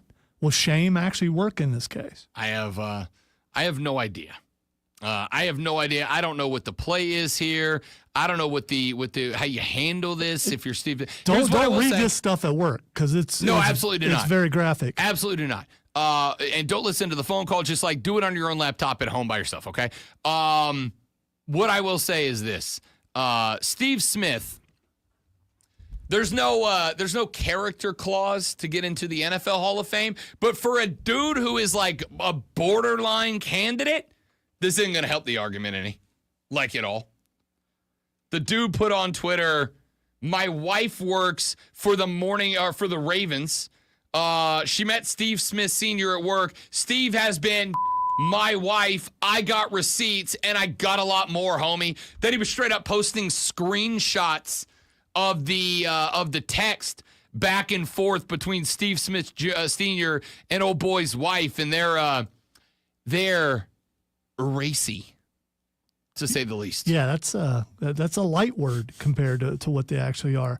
All right, the next thing that's Xing is Pope Francis. He's not doing well from what I understand, right? Like they took him out of the limelight. He's having some health issues and has had to kind of step back. I believe he's in the hospital for pneumonia from his papal duties. Yeah. Get well, buddy. Get well. He's pretty old, and there might be a chance that things are not going well. Maybe all watching a chimney sooner rather than later. As Joey B said on the stream, double pneumonia. Oof. Which is twice as bad as regular pneumonia. Yeah, I assume. Yeah, well, I've had pneumonia before. It's not good, so I don't know how it's double. I guess it's in both lungs or something. I don't know what double is. I got nothing. Yeah. All right. The next thing that's Xing is Ryan Nemeth. Okay, so this one's all weird. And instead of talking about the lawsuit from Ryan Nemeth that is pointed at CM Punk and Tony Khan and AEW, instead I'd rather say that I, for one, am very, very happy to welcome to the WWE roster an absolute icon, a native, and a man who represents my favorite, my home state very well. Ladies and gentlemen, Louisiana Knight. Yeah! R-Truth's the best. Hey, how does he still get me? You know it's coming. You know he's going to do some silly stuff, and he gets me. I was watching SmackDown yesterday morning at like 10 in the morning, laughing my ass off because friend of the show, R-Truth, is a certified comedy genius. Louisiana Knight. Yeah. Yeah, it's weird when my phone goes off and it's Rob. I'm like, oh, no, what's going on? And it was just that. I'm like, oh, I just needed somebody who was going to understand how hard I laughed at Louisiana Knight after being sold as a Louisiana native and legend. Watch his face. I don't know if he knew it was coming. Talk about LA Knight. He nearly broke. I like he looks at me. He's like, I'm not from here. LA Knight's like, it's in your name. Okay, that's it for us. Thanks for being here. Hope you enjoyed the show. We'll see you back here tomorrow to do it all over again, but better on the Rob Brown Show and the Fan Upstate. Later. Just a sexy boy. Oh, because it's hitting the... Why it won't spin. Cool.